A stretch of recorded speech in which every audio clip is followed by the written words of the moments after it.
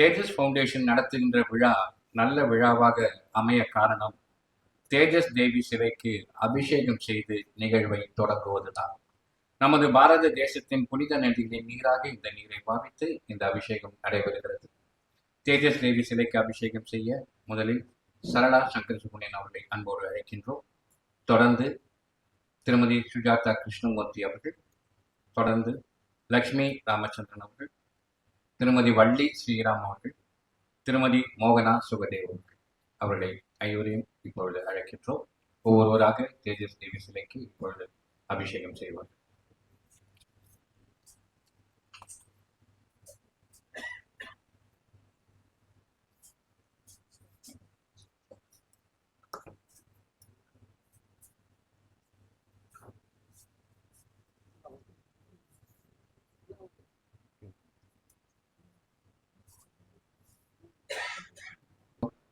ஆன்றோர் பெருமக்கள் உள்ளிட்ட அவையை தேஜஸ் ஃபவுண்டேஷன் சார்பாக மீண்டும் வணங்கி மகிழ்கிறோம். ஐப்பசி திங்கள் சனிக்கிழமை மாலை நாம் அனைவரும் அகமகிழ்ந்து கூடியிருக்கும் ஒரு சந்தோஷமான வேளை. தமிழகத்தில் உள்ள தலை சிறந்த ஊர்கள் சொற்பொழிவு சிறப்பாகிறது இந்த சோலை. இது ஒரு புதிய நிகழ்ச்சி, முதல் நிகழ்ச்சி. இன்று சங்கடஹர சதுர்த்தி, விநாயகருக்கு உகந்த நாள். அதனால் பிள்ளையார் சுழியோடு இந்த நிகழ்ச்சியை துவங்குகின்றோம். வாருங்கள், வரவேற்கிறோம், வாழ்த்துங்கள், வளர்கிறோம். தேஜஸ் விழா அழைப்பு என்றாலே உங்கள் முகம் மலரும், அகம் குளிரும். குறித்து வைத்துக் கொண்டு நீங்கள் வருவதைக் கண்டு நாங்கள் எப்போதும் பூரிப்பதுண்டு. முறையாய் உங்களை வரவேற்புரையால் அது சிறக்க வேண்டும். வரவேற்புரையாற்ற வருபவர் அருமையான ஒரு பேச்சாளர், கலைமகள் ஆசிரியர் திரு கீழாம்பூர் அவரின் ஊரைச் சேர்ந்தவர், அவரின் உற்ற நண்பர், ஆசிரியர் ஸ்ரீ சிவசைலபதி பக்த சபாவில் முக்கிய பொறுப்பில் இருந்து பணியாற்றிய ஒரு பெருந்தகை திரு எம் கிருஷ்ணமூர்த்தி அவர்களை வாருங்கள், வசந்தமான வரவேற்புரை வைத்தார்கள். மாலை கூட்டத்திற்கு வந்திருக்கின்ற அத்துணை நண்பர்களையும் தேஜஸ் ஃபவுண்டேஷன் சார்பாக வருக வருக என்று வரவேற்று, இது ஒரு வித்தியாசமான கூட்டம். ஒன்று, அந்த ஊரை சேர்ந்தவர்கள் நிறைய பேர் வந்திருக்கிறார்கள். எப்பவுமே ஒரு கூட்டத்துக்கு போனா எல்லா ஊர்லேயும் கலந்து வந்திருப்பாங்க. ஆனா இந்த கூட்டத்தினுடைய சிறப்பு, எந்த தலைப்போ அந்த தலைப்பை சேர்ந்தவர்கள் அதிகமாக வந்திருப்பார்கள். இரண்டாவது, அந்த ஊரையே தன்னுடைய முதல் பெயராக வைத்திருக்கும் திரு கீழாம்பூர் சங்கர சுப்பிரமணியம் அவர்கள் கீழாம்பூர் பற்றி சிறப்பு உரை ஆற்ற இருக்கிறார்கள். இது ரெண்டும் சிறப்பை சேர்க்கக்கூடிய இந்த கூட்டத்திற்கு நான் வரவேற்புரை வாசிப்பதற்கு வாய்ப்பளித்த தேஜஸ் ஃபவுண்டேஷனுக்கு நன்றி கூறிக்கொள்கிறேன். நான் வரவேற்புரை வாசிக்கணும்னு சொன்ன உடனேயே வரவேற்பு மனதில் வந்தது. வரவேற்கும் ஆள் முதலில் வர வேண்டும் என்பதற்காக ஒரு அரை மணி நேரம் முன்னதாக வந்துவிட்டேன். வந்து இந்த ஹாலை பார்த்தேன். அருமையான செட்டப், அருமையான ஹால், வசதியான இடம், வரக்கூடிய நண்பர்கள் அமர்வதற்கு உகந்த இடம். பொதிகை மலை உச்சியிலே புறப்படும் தென்றல்னு பாடினார். பொதிகை மலை தெற்கே தென்மேற்கே அமைந்திருக்கும். அதன் உச்சியிலிருந்து புறப்படும் தென்றல் வீசக்கூடிய இடங்கள் திருநெல்வேலி மாவட்டம் மற்றும் தென்காசி மாவட்டம். இந்த ரெண்டு மாவட்டங்களுக்கும் நடுவில் அருமையாக அமைந்திருக்கிறது கீழாம்பூர் என்ற கிராமம். கீழாம்பூரை பற்றி நான் பேச வரவில்லை, கீழாம்பூரை பற்றி கீழாம்பூரை பேச போகிறார். இப்போ அந்த கீழாம்பூரை இங்க நாம் வரவேற்க ஆசைப்படுகிறேன். வரவேற்புரையாற்றிய திரு கிருஷ்ணமூர்த்தி அவர்களுக்கு மீண்டும் இந்த அரங்கம் கரவொலி மூலமாக நன்றியை தெரிவித்துக் கொள்கிறது. எந்த ஒரு விழாவும் துவக்கம் சிறப்பாக இருந்தால் அது நிறையாய் இருக்கும். அதுவே துவக்க உரையாய் மாறும்போது நிறைவாய் இருக்கும். துவக்க உரையாற்ற வருகிறார் வங்கித்துறையில் பல்லாண்டு அனுபவம் பெற்றவர், கற்றவர், பாரதி காவலர் ஐயா ராமூர்த்தி அவர்களின் உறவினர், கீழாம்பூர் இவர் ஊர், ஸ்ரீ பரமகல்யாணி ஸ்ரீ சிவசைலநாதர் பக்த சபாவில் பல பொறுப்புகளை வகித்தவர் திரு ஆர் நாகராஜன் அவர்களை வருக துவக்க உரை தருகிறார். வணக்கம். சபையில் கூடியிருக்கும் பெரியவர்களுக்கும் மற்றும் அனைவருக்கும் முதலில் வணக்கத்தை தெரிவித்துக் கொள்கிறேன். இந்த நிகழ்ச்சியில் ஆம்பூரை சேர்ந்த நண்பர்கள் பல பேரை பார்த்தேன். ரொம்ப சந்தோஷமாக இருக்கு. வரவேற்புரையை சிறப்பாக நல்கிய கிருஷ்ணமூர்த்தி எனது 30 ஆண்டு கால நண்பர். அவருக்கு எனது நன்றி. தலைமையேற்றுள்ள டாக்டர் பாஸ்கர் அவர்கள் சிறந்த மருத்துவர். அவர் சிறந்த எழுத்தாளர் மற்றும் பேச்சாளர் கூட என்று அறிகிறேன். அப்படித்தான் அமையும். ஏனென்றால் அவரது பெயரிலேயே ஜே இருக்கிறது. ஜே என்றால் ஜெயம், வெற்றி. நண்பர்கள் அனைவரின் சார்பில் அவரை வருக வருக என்று வரவேற்பதில் மிகுந்த மகிழ்ச்சி அடைகிறேன். இணைப்புரை வழங்கும் திரு கலைமாமணி சந்திரமோகன் அவர்களை பல ஆண்டுகளாக நான் அறிவேன். நெல்லை கலாச்சார சங்கம் ஞாபகம் இருக்கா உங்களுக்கு? அங்கே அந்த நாட்களிலிருந்து அவரை இணைப்புரை பல நிகழ்ச்சிகளில் நான் கேட்டிருக்கிறேன். நாளுக்கு நாள் அவரது இணைப்புரை மெருகு கூட்டிக் கொண்டே வருகிறது. அவருக்கு எனது வாழ்த்துக்களை தெரிவித்துக் கொள்கிறேன். நண்பர் கீழாம்பூர் எனது ஊரில் எனது அடுத்த வீட்டுக்காரர், லிட்டரலி எனது வீட்டுக்கு மேல் பக்க வீட்டுக்காரர் அவர். அவர் நதிகளை பற்றி தொடர் சொற்பொழிவு ஆற்றியிருக்கிறார் மற்றும் திருக்குறளை பற்றி 7 மணி நேரம் விடாது உரையாற்றியிருக்கிறார். ஆற்றல் மிக்கவர். இந்த நிகழ்ச்சியை ஏற்பாடு செய்து ஒரு புதுமையான நிகழ்ச்சியாக நடத்த இருக்கிறார். ஊர்களின் சிறப்பை எடுத்துக் கூறும் தொடர் சொற்பொழிவு இந்த சொற்பொழிவு. இந்த வரிசையில் முதலாக எங்களது ஊர் கீழாம்பூரை பற்றி பேச இருக்கிறார். கீழாம்பூர் ஊரை பற்றி பேச கீழாம்பூரை விட பொருத்தமானவர் யார் இருக்க முடியும் என்று வினவுகிறேன்.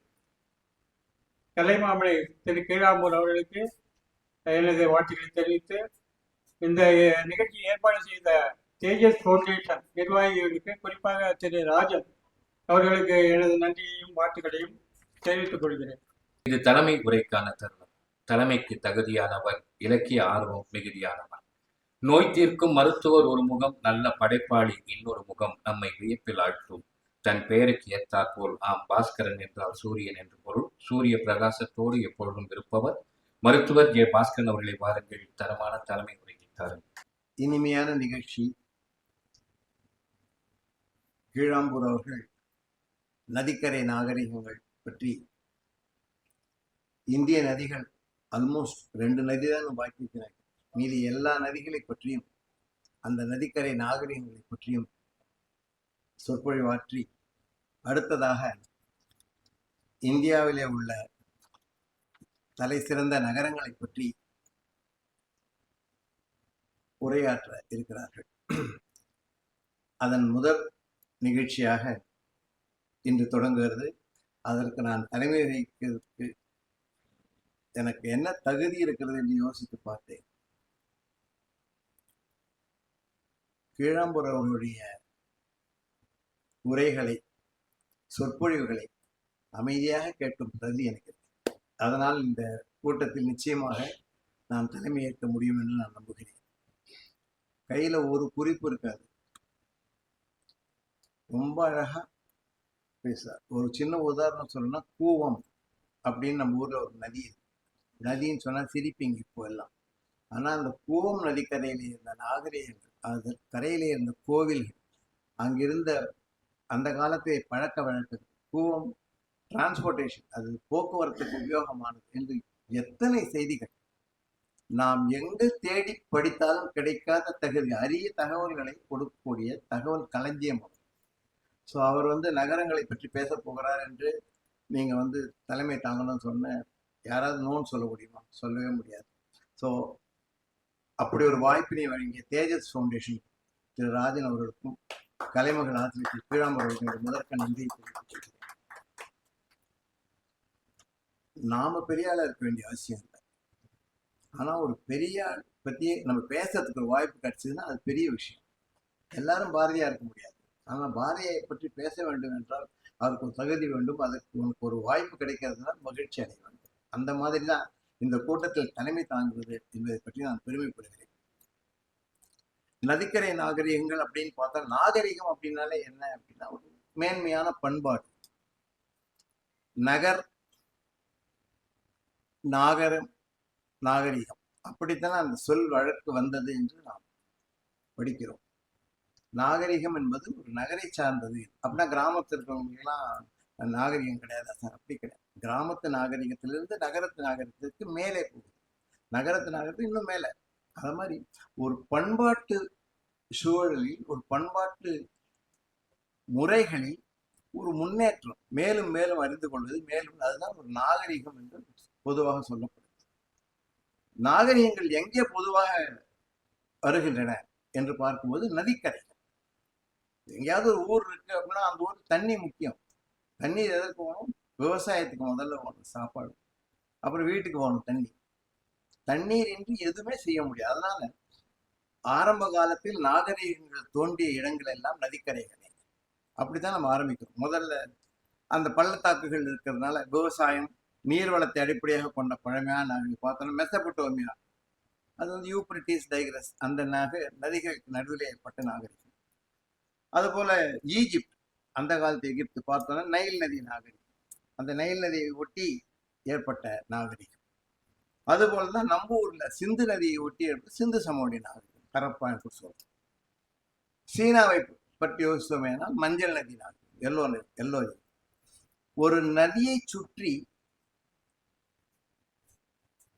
ஏற்படுகின்ற பண்பாடு, பழக்க வழக்கங்கள், வாழ்க்கை முறை, இதுதான் நாகரிகம். அப்படி நதிக்கரைகளில் தோன்றுகின்ற நாகரிகம், அதை சுற்றி இருக்கிற நகரங்கள் இருக்கு.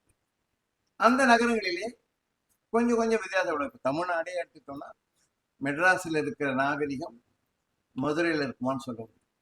மதுரையில் இருக்கிற நாகரிகம் திருநெல்வேலியில் இருக்குமான்னு சொல்ல முடியும். திருநெல்வேலியில் இருப்பது கோயம்புத்தூர் இருக்குமான்னு சொல்ல. நாகரிகம் என்பது நகரத்திற்கு ஏற்றாற்போல் மாறக்கூடியது. அங்கு வாழும் மக்களை பொறுத்து, அவர்களுடைய செய்யும் தொழிலை பொறுத்து, அவர்கள் வாழ்கின்ற வாழ்க்கை முறையை பொறுத்து பல வித்தியாசங்கள் வருகின்றன.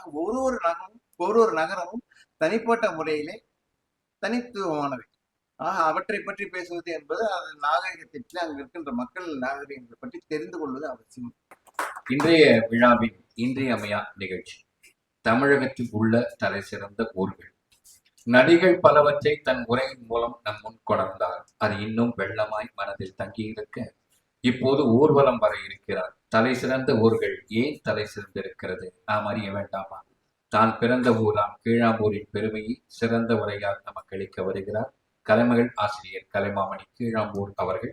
வருக தருக, அரங்கம் ஆவலோடு காத்திருக்கிறது. வருக. உங்கள் எல்லோருக்கும் என்னுடைய அன்பான வணக்கம்.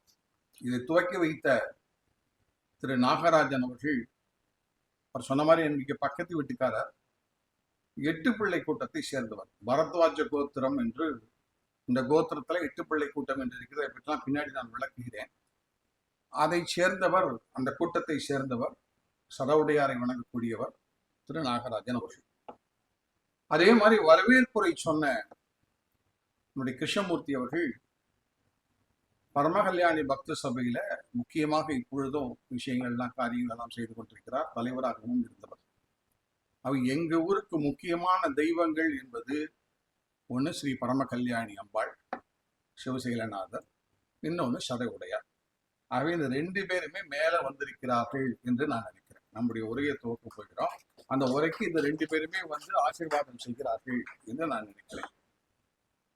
நடுவிலே ஒருவர் இருக்கிறாரே, சந்திரமோகன் சொன்ன மாதிரி, பாஸ்கரன் என்று சொன்னால் சூரியன் என்று அர்த்தம். நதிகளை பற்றி பேசுனதுல 2 நதி பாக்கி இருக்கு. ஒன்று வந்து சிந்து நதி, இன்னொன்று வந்து பிரம்மபுத்திரா. பிரம்மபுத்திரா நதிக்கு நிச்சயமாக நான் போயிட்டு வந்து பேசணும்னு நினைத்து கொண்டிருக்கிறேன். சிந்து நதிக்கு அரசாங்கத்தினுடைய அனுமதி கிடைக்குமா? அது பார்டர்ல இருக்கு. ஏன்னா லடாக் வந்து முன்னாடி போனதுங்கிறது பெரிய ஈஸியா போனோம். இப்போ ரொம்ப கஷ்டமான ஒரு சமாச்சாரம். அது இறைவன் எப்படி அருள் கொடுக்க போகிறார் என்பது அதை பொறுத்து அமையும் என்று நான் நினைக்கிறேன். நான் நிகழ்ச்சியை இப்படி ஆரம்பிக்கலாம். இப்போ கீழாம் உள்ளுக்குள்ள உங்களை எல்லாரையும் கூட்டிட்டு போறேன். இப்படி ஆரம்பிக்கலாம் என்று நான் நினைக்கிறேன்.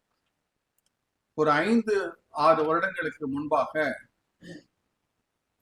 விஜயேந்திர சரஸ்வதி சுவாமிகள் வந்து ஒரு ஆளை அனுப்பிச்சு கீழாம்பூரை உடனே கூட்டிக் கொண்டு வா என்று அவர் சொன்னார்கள். பொதுவாக எனக்கு எல்லா மடத்தில் இருக்கக்கூடிய மடாதிபதிகளும்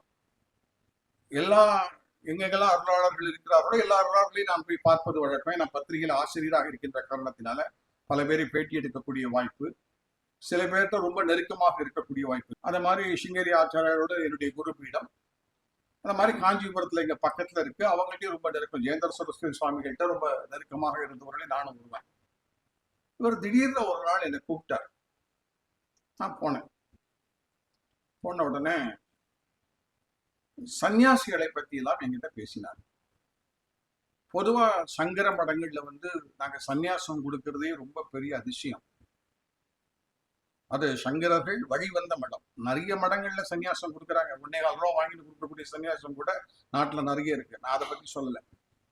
ஆனா சங்கர மடங்கள், ஆதிசங்கரா ஸ்தாபிச்ச சங்கர மடங்கள்ல சந்நியாசம் வாங்குவது என்பது மிக கடினமான ஒரு காரியம்.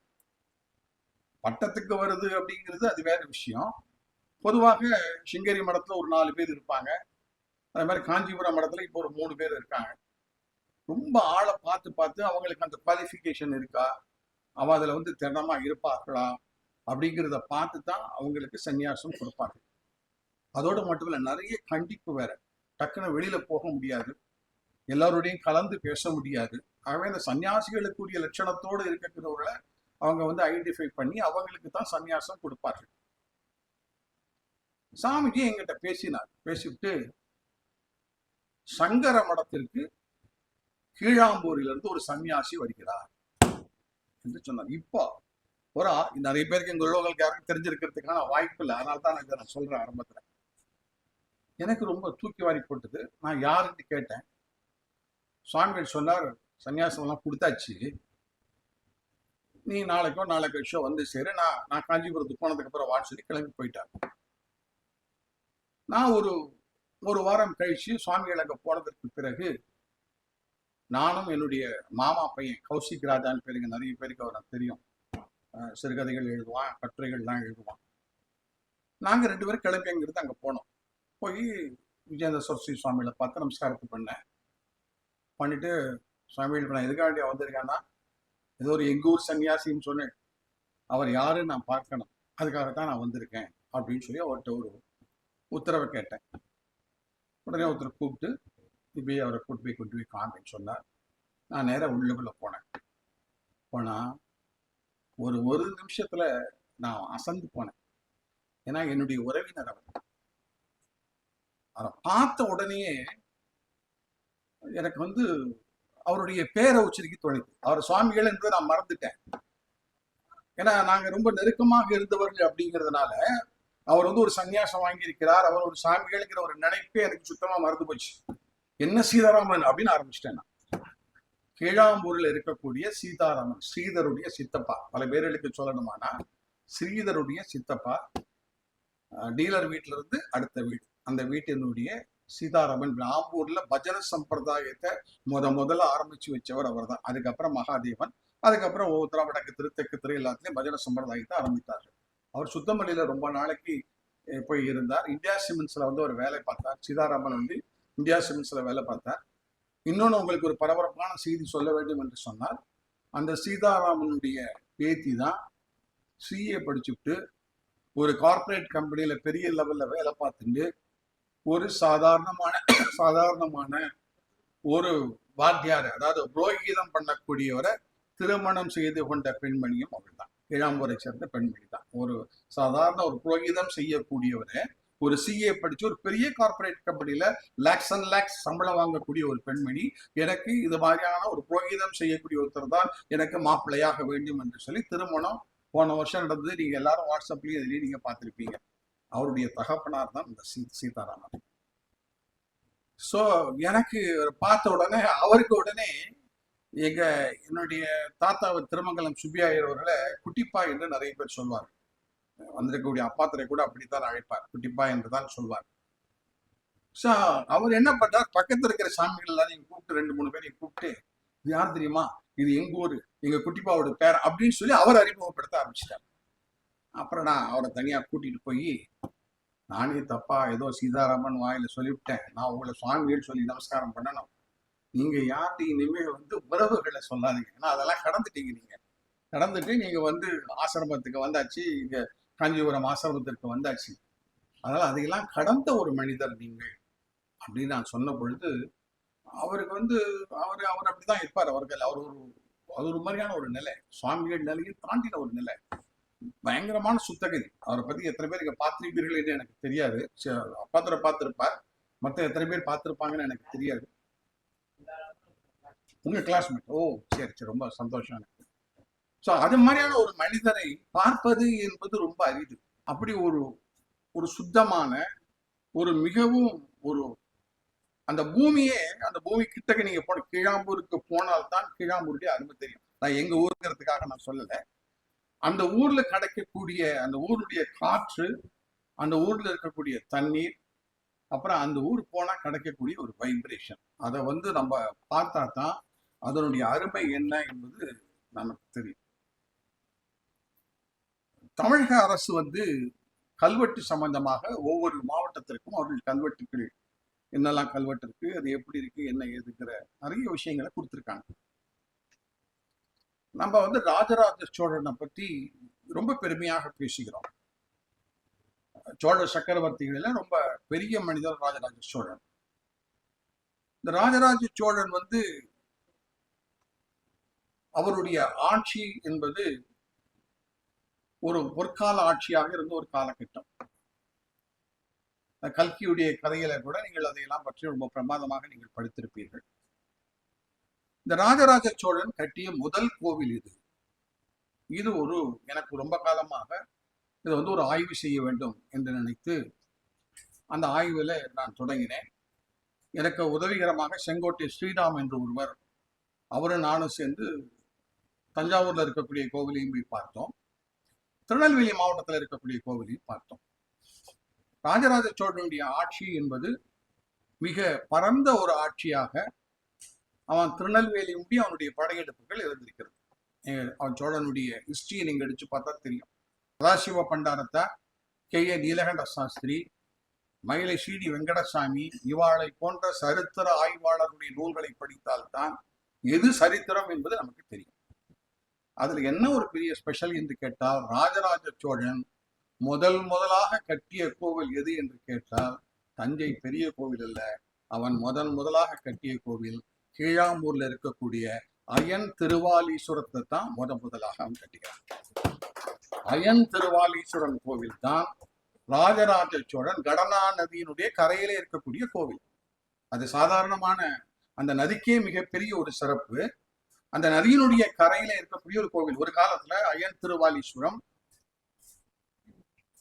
தாட்டையாம்பட்டி, கூவன்குளம், பூவன்குறிச்சி இது போன்ற இடங்கள் எல்லாம் கீழாம்பூர் பிரிக்காவை சேர்ந்திருந்தது. ஆம்பூர் சொல்லி மொத்த ஒரு வரைபடத்துல இருந்த இடங்கள் இது எல்லாமே பிரிட்டிஷ்காரர்களுடைய ஆட்சியில ரெவென்யூ பர்பஸுக்காக ஒவ்வொன்றையும் பிரிக்கக்கூடிய ஒரு சூழல் ஏற்பட்டது.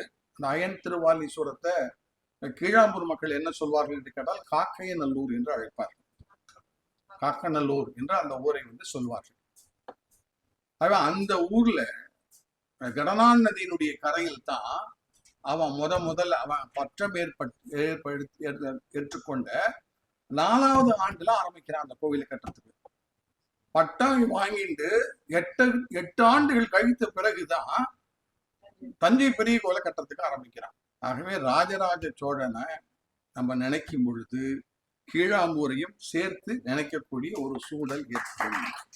ஒரு மிகப்பெரிய ஒரு மன்னன், அந்த மன்னனுக்கும் ஒரு நினைப்பு, இந்த ஊர்ல கோவில் கட்ட வேண்டும் என்ற நினைப்பு இருக்குன்னா அதுக்கு காரணம் அந்த ஊர்ல இருக்கக்கூடிய ஒரு ஈர்ப்பு, கடனா நதியின் பேர்ல இருக்கக்கூடிய ஒரு ஈர்ப்பு என்று நினைக்கிறேன். அந்த கடனா நதிக்கு என்ன ஒரு சிறப்பு என்று கேட்டால், அத்ரி மகரிஷிக்கு 2 சிஷ்யர்கள் இருந்தார்கள். ஒருத்தன் பேர் கோரட்சகன் பேரு, இன்னொருத்தன் பேர் வனரட்சகன் பேரு. யார் ஒருத்த வனங்களை எல்லாம் காப்பாற்றுகிறானோ அவன் வனரட்சகன், பசுக்களை எல்லாம் யார் காப்பாற்றுகிறானோ அவன் கோரட்சகன். இதுல இந்த கோரட்சகன் போய் அத்ரி மகரிஷிட்ட நான் காசியில போய் கங்கையில குளிக்க வேண்டும் அனுமதி கேட்கிறான். அத்ரி மகரிஷி அனுமதி கொடுக்கிறார். எப்போதுமே நம்ம நாட்டில் நீங்க பாத்தீங்கன்னா 2 பேர் ஒரு இடத்துல வேலை செஞ்சான்னா ஒருத்தனுக்கு ஒரு ப்ரிவிலேஜ் கிடைக்கிறது அப்படின்னா உடனே இன்னொருத்த மறுபடியும் அவன் போய் நமக்கு அது வேணுமேன்னு கேட்கறது மனித இயல்பு. அதனால இவன் என்ன பண்றான், வனரட்சகனா அவர்கிட்ட போறான். போய் எனக்கும் கங்கையில குளிக்கணுங்கிற ஆசை இருக்காதா, எனக்கு ஒரு அனுமதி கொடுங்கள் என்று கேட்கிறான். உடனே அவர் என்ன சொல்றாரு அப்படின்னா, நீ அங்கெல்லாம் போக வேண்டாம், வனத்தையும் பசுவையும் சேர்த்து நீ பார்த்துக்கலாங்கிறதால தான் நான் உனக்கு வச்சிருக்கேன், நீ கவலைப்படாத, உனக்கு கங்கையில குளிக்கணும் அவ்வளவுதானே அப்படின்னு சொல்லி அவர் கையில இருந்த கமண்டலத்தை கீழே வச்சுட்டு கையில இருந்த சூலாதகத்தை மேல கீழே கொடுத்துக்கிறார், சம்மங்குளத்துக்கு மேல. அதுதான் சிவசேல மலையினுடைய ஆரம்பம். மேற்கு தொடர்ச்சி மலையினுடைய ஒரு முகடு சிவசேல மலையினுடைய ஒரு ஆரம்பம், இன்னொன்று முள்ளிமலையின் ஒரு மலை, 3 மலைகள் சேரக்கூடிய இடம் அந்த இடம். அந்த இடத்துல இருந்து ஒரு குமிழாக ஒரு சின்ன சின்ன சின்ன சின்ன இதுவாக கிளம்பி வரக்கூடிய ஒரு நதி தான் இந்த கடனா நதி என்பது. கங்கையிலிருந்து கடனாக வாங்கிய நீர் என்பதனால அந்த நதிக்கு பேர் கடனா நதியின் பேர். சம்ஸ்கிருதத்துல அந்த நதியினுடைய பேர் வந்து கடனா நதி என்று பெயர். செம்மங்குளம், சிவசைலம், ஆழ்வார்குறிச்சி, மேலாம்பூர், கீழாம்பூர், அப்புறம் அப்படி கீழே பிரம்மதேசம், அப்படி கடைசி முடிய போகக்கூடிய இடங்களை எல்லாம் விவசாய நிலங்களை எல்லாம் அது வளப்படுத்துவதனால அது விவசாயிகள் அதுக்கு கொடுத்த பேர் என்ன என்று கேட்டால் கருணை நதி. அது வந்து கருணை காட்டுகிறது என்பதற்காக அந்த நதிக்கு கொடுத்த பெயர் வந்து கருணை நதி என்று கொடுத்தார்கள். இந்த கருணை நதியினுடைய கரையில் தான் கோவில் கட்ட வேண்டும் என்று ராஜராஜ சோழன் வந்து பிரியப்பட்டான். அப்படிப்பட்ட ஒரு நதி அந்த நதி. இதுல 1780 வாக்குல கேரளாவிலிருந்து ஒரு ராஜா புறப்பட்டு பாவநாசத்திற்கு வருகிறார். பாவநாசம் ஒரு ஊர் இருக்கு, தாமிரபரணி நதிக்கரையில இருக்கக்கூடிய ஒரு கஷேத்திரம். அந்த ஊருக்கு வருகிறார். தாமிரபரணி முதல்ல தரையில விழக்கூடிய இடம் எதுன்னு கேட்டீங்கன்னா பாவநாசம் தான். அது முடியாது, அருவியா தான் இருக்கு, மலைப்பகுதியில தான் வருது. முதல்ல எந்த இடத்துல லேண்ட் ஆகுது தாமிரபரணின்னு கேட்டா பாவநாசத்துல வந்துதான் முதல்ல கீழே வந்து லேண்ட் ஆறா தாமிரபரணி. அங்க ஒரு அற்புதமான ஒரு கோவில் இருக்கு. அந்த கோவிலை தரிசனம் பண்ணணும் அப்படிங்கிறது கேரள ராஜாவுடைய எண்ணம். அதனால அவர் பட்டத்து யானை, பட்டத்துல யார் யாரெல்லாம் இருக்காங்களோ ஒரு ரஜபதாரிகளோட கிட்டத்தட்ட ஒரு 100 பேர் கிளம்பி வராங்க. அது வரக்கூடிய இடம் செங்கோட்டை எல்லாம் தாண்டி, ஆழ்வார்குறிச்சி எல்லாம் தாண்டி கீழாம்பூர் வழியா இந்த டானாண்டு ஒரு பகுதி இருக்கு. அந்த பகுதியிலிருந்து திரும்பி தான் பாவநாசத்திற்கு போகணும். கீழாம்பூர் பகுதிக்கு வந்த உடனே கீழாம்பூர்ல ரயில்வே ஸ்டேஷன் ஒன்று இருக்கு. இன்றைய தேதிக்கு, அப்போ வந்து ரயில்வே ஸ்டேஷன் இல்லை. தாட்டியான்பட்டின்னு ஒரு ஊர் இருக்கு. அந்த ஊருக்கு முன்னாடி, அந்த ஊருக்கு பக்கம் யானை வந்த உடனே யானைக்கு கால் சுளுக்கி கொள்கிறது. பட்டத்து யானை கீழப்படுத்துறது. பட்டத்து யானை கீழப்படுத்த உடனே அதை ராஜாவாக இருக்கக்கூடியவர்கள் பட்டத்து யானையில ஏறி போனா தான் அவருக்கு மரியாதை. சோ பாவனாசரை தரிசிக்க வேண்டும் என்று சொன்னால் என்னுடைய பட்டத்து யானைக்கு இது மாதிரி சுளுக்கு ஏற்பட்டு விட்டதே அப்படின்னு நினைச்சு ரொம்ப கவலைப்படுகிறார். அவருக்கு என்ன செய்யறதுன்னு தெரியல. ரொம்ப கஷ்டமான ஒரு நிலைமையில ராஜா உட்காந்துருக்காரு. சரி, சுத்தபத்தத்துல யார் யாரெல்லாம் வைத்தியர்கள் இருக்காங்க, ஏதாவது பார்க்க சொல்லலாம்னு பார்த்தா அவங்க எல்லாம் வந்து பாக்குறாங்க. யானையினுடைய சுளுக்கு எடுப்பது என்பது சாதாரணமான சமாச்சாரம் இல்லை. மிகப்பெரிய பிராணி யானை. இது என்ன பண்றதுன்னு யோசிக்கிறாங்க. அப்பதான் கீழாம்பூர்ல இருந்து ஒருவர் கிளம்புகிறார். ஐயன் கிழவனார் அப்படின்னு பேர். மிக உயர்ந்த ஒரு மனிதனை வந்து ஐயன் என்று சொல்வார்கள். ஆகவே அந்த ஐயன் நம்பியார் கிளம்பி, கிழவன் என்று சொன்னால் இல்லக்கழத்தி, இல்லக்கிழவன் என்றால் அவன் வந்து தலைவன் அர்த்தம். சோ ஐயன் கிழவன் நம்பியார் கிளம்பி போறார். போய் யானையை வந்து தொட்டு பார்க்கிறார். அப்புறம் வந்து யானையை வந்து சாப்பாடு கொடுக்க சொல்றாரு யானைக்கு. யானை அழகா சாப்பிடுறது, நல்லா அசைக்கிறது, காதை அசைக்கிறது எல்லாம் இருக்கு. ஆனா கால் மட்டும் அசைக்க முடியல. ஸோ இவருக்கு புரிச்சு போறது காலில் தான் ஏதோ ப்ராப்ளம், காலில் சுளுக்கு ஏற்பட்டிருக்கு அப்படிங்கிறத அவர் கண்டுபிடிக்கிறார். கண்டுபிடிச்சிட்டு என்ன சொல்றாரு அப்படின்னு கேட்டீங்கன்னா, ஒரு இந்த காலத்துல உள்ள முறையில் சொல்ல போனா ஒரு 20-25 கிலோ இருக்கிற மாதிரி ஒரு உருண்டையாக ஒரு பாறையை உருட்டிட்டு வாருங்க, ஒரு கல்லை உருட்டிட்டு வாருங்கன்னு சொல்றாரு. உடனே இந்த ராஜாக்களுடைய ஆட்கள் எல்லாம் கிளம்பி பொத்தையிலிருந்து ஒரு பெரிய பாறாங்கல்லை அவர்கள் கொண்டு வருகிறார்கள். யானைக்கு வந்து எந்த காலில் சுளுக்கு இருக்குன்னு அவர் நினைத்தாரோ அந்த காலில் வந்து ஒரு அழகான ரொம்ப திடமான ஒரு கயிறை வச்சு கட்டுகிறார். இந்த கல்லுல கயிறை வச்சு கட்டுறார். இந்த கல்லுக்கும் இதுக்கும் நீளத்தை அளந்து பார்க்கிறார். அதே அளவுக்கு அந்த யானையினுடைய பக்கத்துல ஒரு குழியை வெட்ட சொல்கிறார். அந்த யானையினுடைய காலுக்கும் இவர் வந்து கல்லு வச்சிருக்கிற கல்லுக்கும் ஒரு 10 மீட்டர் இருக்கு அப்படின்னு நம்ம மனசுக்குள்ள நினைத்து கொண்டோமே ஆனால் 10 மீட்டர் ஆழத்துல குழி வெட்ட சொல்கிறார். ஸோ 10 மீட்டர் ஆழத்துல குழி வெட்டுறாங்க. இவர் என்ன பண்றாருன்னா அந்த கல்லை, அந்த பாறாங்கல்ல அப்படி அப்படி அப்படி லைஸா வந்து அந்த கொடியில தட்டி விடுகிறார். அந்த பாறாங்கல்லுடைய அளவுக்கு குழி வெட்டப்பட்டிருக்கிறது. அந்த குழி டக்குன்னு அந்த பாறாங்கல் குழி உள்ள 10 மீட்டர் டபார்னு கீழே இறங்குறது. யானை அதனுக்கு அறியாமலேயே டக்குன்னு காலை மேல தூக்கி அந்த அந்த அந்த குழி உள்ளுக்குள்ள வைக்கிறது, சுளுக்கு விடுபடுகிறது. இதுதான் அந்த காலத்து வைத்தியம். அதாவது எங்க ஊர்ல நீங்க பாத்தீங்கன்னா நிறைய நாடார்கள் இருந்தார். நீங்க பாபநாசம் போற வழியில பார்த்தீர்கள் ஆனால் கட்டு போடுவதற்கு நிறைய பல பேர்கள் கூட அந்த காலத்துல இங்க வந்திருக்கக்கூடிய பல பேருடைய அப்பாக்கள் கூட கை கட்டுகள் அங்க போட்டுருப்பாரு. யானைக்கு சுழுக்கு எடுத்த ஊர் எதுன்னு கேட்டா அது கீழாம்பூர். இன்னைக்கு அங்க ஒரு மடம் இருக்கு. நான் இது வந்து ஏதோ வெறுமனே இது கதை, கற்பனை கதை இல்லை. இதுக்கு அங்க ஒரு மடம் இருக்கு. நீங்க போனீர்கள் ஆனால் பார்க்கலாம். நம்ம தாட்டான்பட்டிக்கும் ஆம்பூருக்கும் நடுவுல வந்து இருக்கு, ரயில்வே ஸ்டேஷனை தாண்டின உடனே ஒரு மடம் இருக்கு. அந்த மடத்துல வந்து ஒரு முனீஸ்வரர் ஒருத்தர் இருக்கார், ஒரு பிள்ளையார் இருக்கு, ஒரு முருகன் இருக்கு. அதுக்கு வழிபாடுகள் நடக்கிறது. இது முடிச்ச உடனே அந்த ராஜா, கேரள ராஜா ஒருத்த கேட்கறான், உனக்கு என்ன வேணும் கேட்கறான். ஒரு சொல்றான், நான் வைத்தியம் பண்றதுக்கு நான் யார்ட்டையும் பணம் வாங்குறது இல்லை, அதுவும் யானைக்கு வந்து வைத்தியம் பார்த்துருக்கேன். இது வந்து பிள்ளையார் மனசுள்ளகளை பார்த்தா நான் வந்து தியானிக்கக்கூடிய பிள்ளையாருக்கு வந்து நான் வைத்தியம் பார்த்துருக்கேன். எனக்கு பைசாலாம் ஒன்றும் வேண்டாம். எங்க ஊர்லயோ பக்கத்து ஊர்லயோ எல்லா ஊர்லயும் சிரமப்படக்கூடியவர்களுக்கு நிறைய நல்ல மூலிகைகள் எல்லாம் தயார் பண்ணணுமானா எனக்கு வந்து இடம் வேணும், கொஞ்சம் இடம் வேணும், நிலம் வேணும். அங்க நான் பயிர் செஞ்சுப்பேன். உளுந்துல இருந்து ஆரம்பிச்சு எல்லாத்தையும் பயிர் செஞ்சுப்பேன். நல்லா உளுந்த நல்லா அரைச்சாச்சுன்னா அதுவே நல்ல கோந்தாகும். சிலத்துக்கெல்லாம் வைத்தியத்துக்கு பண்ண முடியும். நீங்க இடம் கொடுத்தா நல்லா இருக்கும்னு இந்த ராஜாட்ட கேட்கிறான். அவர்கள் பட்டயம் கொடுத்து சில நிலத்தை அவர்கள் கொடுக்கிறார்கள். வேநாடுன்னு ஒரு நாடு இருக்கிறது. நம்ம சாருக்கு ரொம்ப இன்ட்ரெஸ்டிங்கான சமாச்சாரம். நம்ம இருங்கோவிலுக்கு அவர் எங்கிட்ட ஆரம்பத்தில் அங்கே கேட்டார். வேநாட்டினுடைய அரசன், நிறைய பேர் வந்து பாண்டிய ராஜாக்களை பற்றி நம்ம இந்த வேநாடுங்கிறது என்னன்னு கேட்டீங்கன்னா, செங்கோட்டையில இருந்து ஆரம்பிச்சு இந்த பக்கத்துல கீழாம்பூர் முடிய, மேல அந்த பக்கம் ஆரம்பிச்சு குமரி முடிய, இப்படி பாண்டியருடைய கையிலிருந்து மாடி விவசாயம் செய்யக்கூடியவர்கள் அந்த ராஜாக்கள் ஆய்ந்து ஒருத்தன் இருந்தா. வேநாடுல இருக்கக்கூடிய வேம்பர்கள் ஒருத்தர்கள் சில பேர்கள் இருந்தார்கள்.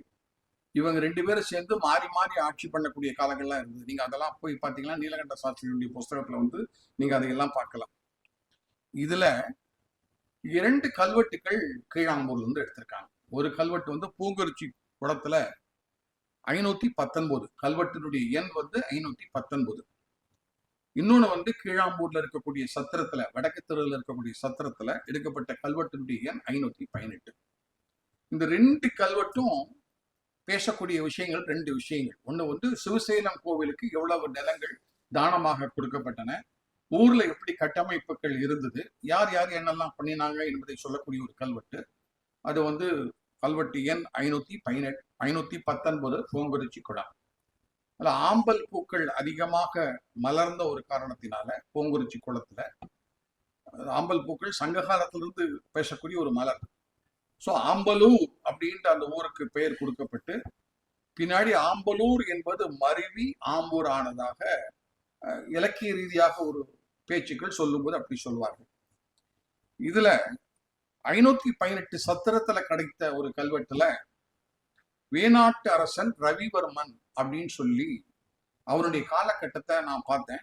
இந்த வேநாட்டு அரசன் ரவிவர்மனுடைய காலகட்டம் 1416, 1417. இந்த காலகட்டத்துல கொல்லத்துல இருந்து அவன் ஆட்சி பண்ணியிருக்கான். ஸோ கொல்லத்துல இருந்து இது முடிய இருக்கக்கூடிய நாடு வேநாட்டினுடைய ஆட்சி இருந்திருக்கு.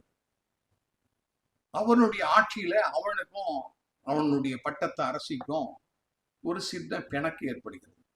நான் இதை பத்தி ஒரு விவரமான கட்டுரை எழுதியிருக்கிறேன், ஆய்வு செஞ்ச ஒரு கட்டுரை எழுதியிருக்கேன். ஆனா இப்ப இங்க சுருக்கமா சொல்றேன், அது ரொம்ப பெரிய நீளமான ஒரு கட்டுரை. அது எப்படி நடந்தது, ராஜாக்களுக்குள்ள என்ன நடந்தது கேரளாவில், அதுக்கும் கீழாம்பூருக்கும் என்ன சம்பந்தம் அப்படிங்கிறத பத்தி ஒரு விரிவான கட்டுரை அது. அது இல்லாமல் கொஞ்சம் சுருக்கமாக சொல்லணும்னா, அவங்க 2 பேருக்குள்ள ஒரு பிரச்சனை ஏற்படுகிறது. அவன் என்ன செய்யலாம்னு சொல்லி அவன் ஒரு திக்விஜயம் கிளம்புறான். ஒவ்வொரு ஊருக்கு அவன் எந்த ஊர்ல நிம்மதி கிடைக்கும், எந்த ஊர்ல நிம்மதி கிடைக்கும்னு பாக்குறான். இதுல கீழாம்பூருக்கு வந்து இந்த கருணை ஆற்றுல இருக்கக்கூடிய தண்ணீரை வந்து எடுத்து குடிக்கிறான். குடிக்கும்போது அவனுக்கு ஏதோ ஒண்ணு தோன்றது, இந்த ஊர்ல கொஞ்சம் ஏதோ ஒரு வித்தியாசமான ஒரு ஊரா இருக்கே அப்படின்னு மனசுக்குள்ளுக்குள்ள அவன் நினைக்கிறான். நினைச்சுட்டு அவன் திருப்பி தாமிரபரணி நதியை பார்த்து போலான் கிளம்பும் பொழுது தெற்கு இருக்கக்கூடிய ஒரு பெருமாள் கோவில் அவனுக்கு கண்ணுக்கு படுகிறது. அதான் தெற்கு தெருல இருக்கக்கூடிய பெருமாள் கோவில். ஏன்னா முதல் கோவில் வந்தது தெற்கு திருப்பெருமாள் கோவில், பிறகு வந்தது வடக்கு திருப்பெருமாள் கோவில், அதுக்கு பிறகு வந்ததுதான் சிவன் கோவில். இதுதான் ஆம்பூருடைய அமைப்பு. சன்னியாசி மேடையிலிருந்து கிளம்பி வந்த பொழுது உள்ள அமைப்புகள். இந்த அமைப்புகள் ஆம்பூர்ல 18 கரைகள் இருந்தன. நீங்க கேரள ராஜாக்களை பார்த்தீங்கன்னா அவங்களும் கரைகள் அப்படிங்கிற பேச்சு வந்து கேரள ராஜாக்களுடைய அட்மினிஸ்ட்ரேஷனுக்காக வேண்டிய ஊர்ல கரைகள் சொல்லுவாங்க. 18 கரைகள் கீழாம்பூர்லயும் இருந்தது. அது ஒரு கரை, ஆத்திரை கோத்திரத்துக்கு ஒரு கரை இருக்கு, ஆண்டியன் எங்க ஃபேமிலிக்கு ஒரு கரை இருக்கு, அது மாதிரி வெவ்வேறு ஜாதி மக்களுக்கும் கரைகள் இருக்கு. அதெல்லாம் காசி சார் வந்து அதெல்லாம் அழகா நோட் புக்ல என்னென்ன கரைகள் இருந்தது என்பதை எழுதி வைத்திருந்தார். அதெல்லாம் என் கையில கொடுத்தார். நான் அதெல்லாம் பேசி உங்களை போர் அடிக்கிறதுக்கு விருப்பப்படலை. கரைகள் இருந்தன. அதே மாதிரி இவன் என்ன பண்றான், இந்த ராஜா வந்து பார்த்த உடனே, இந்த கோவிலை பார்த்த உடனே இந்த கோவில்கிட்ட இருக்கக்கூடிய பெருமாள்கிட்ட அவன் வேண்டுதல் செய்து கொள்கிறான். வேண்டுதல் செஞ்ச உடனே அவனுக்கு அவனுடைய பட்டத்தரசி அவனோட இணையக்கூடிய ஒரு வாய்ப்பு கிடைக்கிறது. அவளே இவனை தேடி வந்துடுறாங்க. ஒரு பெரிய நாவலுக்குள்ள ஒரு பெரிய முகாந்தரமான ஒரு ஸ்டோரி, நான் சொல்லக்கூடிய ஒரு ஸ்டோரி. ஸோ அதற்கு பிறகு இந்த ஊர்ல இருக்கக்கூடிய அந்த பெருமாள் ரொம்ப இதுவாகி, அப்புறம் ஊரினுடைய வியாபகம் பெருசானதற்கு அப்புறம் பெரிய பெரிய இடங்களுக்கு அந்த ஊர் போனதாக ஒரு கதை இருக்கிறது. சரி, இதை வந்து இப்படி ஆன்மீகத்திலே போயிட்டு இருந்தோம்னா வேற எதுக்காக இந்த ஊர்ல வந்து ஒரு டேஸ்ட் இருக்கான்னு நீங்க பாத்தீங்கன்னா, கிரிக்கெட்டுக்கும் இந்த ஊருக்கும் சம்பந்தம் இருக்குது. என்ன சார் இது கேட்டக்க நரேந்திர மோடிக்கும் கீழாம்பூருக்கும் கூட சம்பந்தம் இருக்குன்னு சொல்லிருக்கீங்க போல நீங்க கேட்கலாம். ஏன்னா சம்பந்தம் இருக்கிறது, அதனால நான் சொல்லிக்கிறேன். கிரிக்கெட்டுக்கும் கீழாம்பூருக்கும் ஒரு மிகப்பெரிய சம்பந்தம் இருக்கிறது. எனக்கு கிரிக்கெட்டை பத்தி ஏபிசெட் தெரியாது, சத்தியமா சொல்றேன். நான் வந்து எனக்கு விளையாட்டை பத்தி எனக்கு எதுவுமே தெரியாது. நான் வந்து சாய்ஸ்ல விட்ட கொஸ்டின் எதுன்னு கேட்டீங்கன்னா விளையாட்டு தான். எனக்கு விளையாட்டுனா என்னன்னே தெரியாது, 0. வேணு சாருக்கு ரொம்ப சந்தோஷம், ஏன்னா அவருக்கு ரொம்ப கிரிக்கெட் ரொம்ப பிரியம். அதனால நான் இதை சொல்கிறேன். கிரிக்கெட்டுக்கும் கீழாம்பூருக்கும் என்ன சம்பந்தம் என்று கேட்டால், அகில இந்திய வானொலி வந்து அந்த காலத்துல கிரிக்கெட் கமெண்ட்ரி வந்து ஒலிபரப்பும். பொதுவாக ஆங்கிலத்துல தான் இருக்கும். ஏன்னு கேட்டீங்கன்னா, கிரிக்கெட் ரசிகர்கள் எல்லாருமே வந்து ஆங்கில மீடியத்துல படிச்சவங்க, அவங்களுக்கெல்லாம் ரொம்ப ஆங்கில அறிவு அதிகம். அதனால ஆங்கிலத்துல தான் அந்த காலத்துல வந்து கிரிக்கெட் கமெண்ட்ரி வந்து ரொம்ப பெரிய அளவுல வந்து வானொலி வந்து ஒலிபரப்பி இருக்கும். அப்ப அங்க இருக்கக்கூடிய டைரக்டருக்கு ஒரு எண்ணம் வந்தது, ஏன் கிரிக்கெட்டை வந்து தமிழ் படுத்தக்கூடாது, ஏன் இதை வந்து தமிழ்ல கொடுக்கக்கூடாது. ரெங்காச்சாரின்னு ஒருத்தர் இருந்தார், சாருக்கு தெரிஞ்சிருக்கும்னு நினைக்கிறேன். ரெங்காச்சாரி பெரிய, அவர் தான் எக்ஸ்பர்ட் கமெண்ட்ஸ் எல்லாம் கொடுப்பாரு அந்த காலத்துல. ஸோ அவரை கூப்பிட்டாங்க, ஆலோசனைக்கு அவரை கூப்பிட்டாங்க. அதுக்கப்புறம் கொத்தபிரான், ஜெயம் கொண்டா, இவங்க 2 பேர். கொத்தபிரான் வந்து சாருடைய ரிலேஷன், பாஸ்கர் சாருடைய ரிலேஷன். இந்த கொத்தபிரானும் ஜெயம் கொண்டானும் வந்து எங்கெங்க கோவில் நடக்கிறதோ, கும்பாபிஷேகங்கள் நடக்கிறதோ அங்கெல்லாம் போய் ரொம்ப அற்புதமாக வர்ணனை கொடுக்கக்கூடியவர்கள் 2 பேருமே. 2 பேர் பெரிய ஆள் 2 பேருமே. ஸோ அவங்க 2 பேரையும் கூப்பிட்டாங்க. அப்புறம் அப்துல் ஜபார் அப்படின்னு ஒருத்தர் இருந்தார், அப்துல் ஜபாரையும் கூப்பிட்டாங்க. கூப்பிட்டு இவங்க எல்லாம் உட்காந்து பேசினாங்க.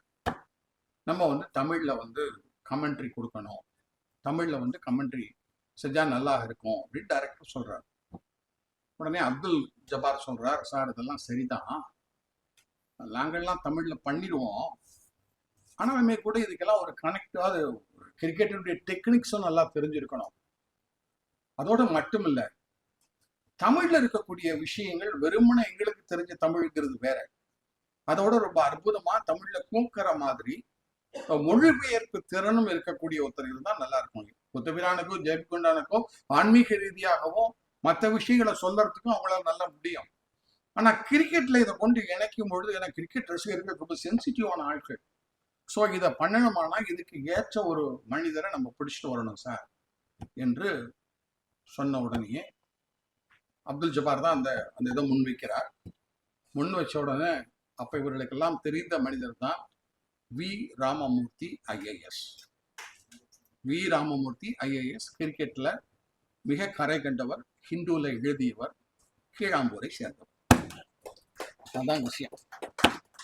இதுல அந்த ஒரு பிரெயின் தான் தமிழ்ல வந்து கிரிக்கெட்டை வந்து கொண்டு வருவதற்கான ஒரு பெரிய முயற்சியை எடுத்தது. எது என்று கேட்டா வி ராமமூர்த்தி ஐஏஎஸ். அவர் தான் உள்ளுக்குள்ள வந்த உடனே ஈந்தவை, இயற்றியவை, ஓட்டம், அந்த நிறைய தமிழ் படுத்தி அதை கொடுத்தது. யார் கொடுத்தாங்கன்னா, அது ஒரு பெரிய கிளாஸ் எடுத்தார் சார். இது எனக்கு எப்படி தெரியும் கேட்டா, குதபிரான் சார் சொன்னது கொஞ்சம் எனக்கு இந்த பார்லிமெண்ட் மெம்பர் மைத்ரேயன் இருந்தார் இல்லையா, அவருடைய தகப்பனார் வந்து வாசுதேவன் பேரு, KR வாசுதேவன் பேரு. என்னுடைய குருநாதர்கள் அவரும் ஒருத்தர். அவர் தான் என்னை கூட்டிட்டு போனார் வி ராமமூர்த்தி சார்ட்ட. சொல்லிட்டு நாங்கள் ரெண்டு பேசிட்டே இருக்கும்போது அப்புறம் தான் வி ராமமூர்த்தி கிழாம்பூரை சேர்ந்தவர்கிறது எனக்கு தெரிஞ்சுது. அவர் என்னுடைய கோத்திரத்தை சேர்ந்தவரும் கூட. அப்புறம் சார்ட்ட பேசிட்டு இருந்தபோது தான் சார்கிட்ட நான் கேட்டேன், இன்டர்வியூ கொடுக்கும்பொழுது கேட்டேன். அப்ப சார் இந்த முழு விவரத்தையும் சொன்னார். எப்படி நடந்தது, எப்படி தமிழ்ல வந்து ஒரு வர்ணான வரத்துக்கு எப்படி ஒரு காரணம் அமைந்தது அப்படிங்கிறத வி ராமமூர்த்தி சார் சொன்னது வந்து எனக்கு அன்னைக்கு அவர் சொன்னது சாதாரணமா தெரிஞ்சு பின்னாடி நான் யோசனை பண்ணி பார்த்த பொழுது ஸோ எவ்வளவு பெரிய கான்ட்ரிபியூஷனை வந்து ஒரு சின்ன கிராமம், ஒரு 5000 பேர் இருக்கக்கூடிய ஒரு கிராமம். இங்க நிறைய பேர் இந்த கிராமத்தை சேர்ந்தவர்கள் வந்திருக்காங்க. வெறும் 5000 பேர் இருக்கக்கூடிய ஒரு கிராமம். தேவி குமாரன் அப்படிங்கிற புனைப்பேர்ல கூட ராமமூர்த்தி சார் எழுதுவார்.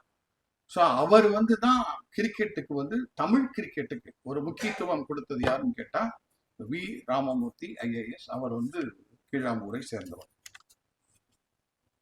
அதுக்கப்புறம் நம்ம இன்னைக்கு பேசிட்டு இருக்கக்கூடிய ஒரு பெரிய விஷயம் என்னன்னு கேட்டீங்கன்னா, ஜாதிகள் இல்லை, நம்ம ஜாதிகளெல்லாம் பார்க்கக்கூடாது, பட்டியலினத்தை சேர்ந்தவர்களும் சரி அல்லது முன்னேறிய ஜாதியை சேர்ந்தவர்களும் சரி எல்லோரும் இணைந்து இருக்க வேண்டும் அப்படின்ட்டு ஒரு எண்ணத்தை அரசாங்கமும் சொல்கிறது.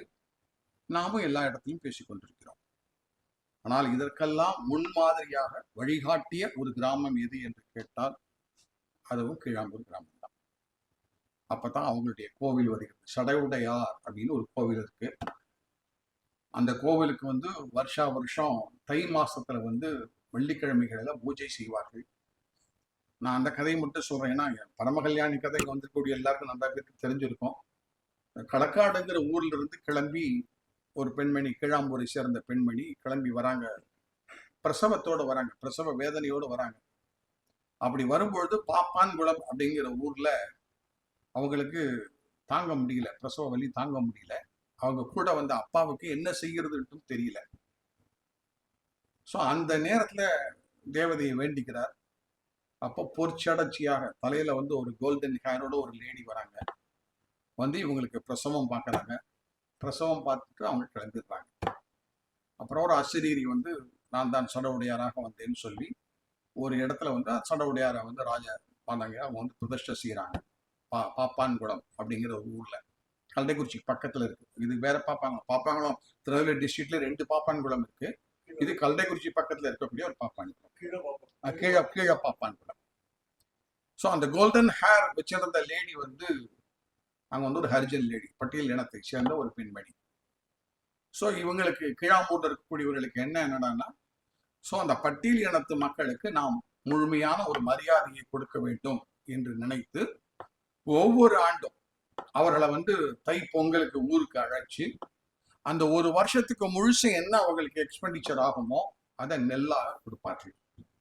இன்னைக்கு அந்த கோவில்ல முதல்ல தீபம் ஏற்றக்கூடிய பொறுப்பு என்பது அந்த பெண்மணி கையில தான் இருக்கு. பிராமண பூசாரி உள்ள போய் பூஜை பண்ணலாம், புது பூஜைகள்லயோ மற்ற பூஜைகள்லயோ. ஆனா வெளியில அந்த பெண்மணி, அந்த அவங்களுடைய வம்சாவளிகள் இருக்காங்க. கிட்டத்தட்ட ஒரு 500-600 வருஷத்து கதை இந்த கதை.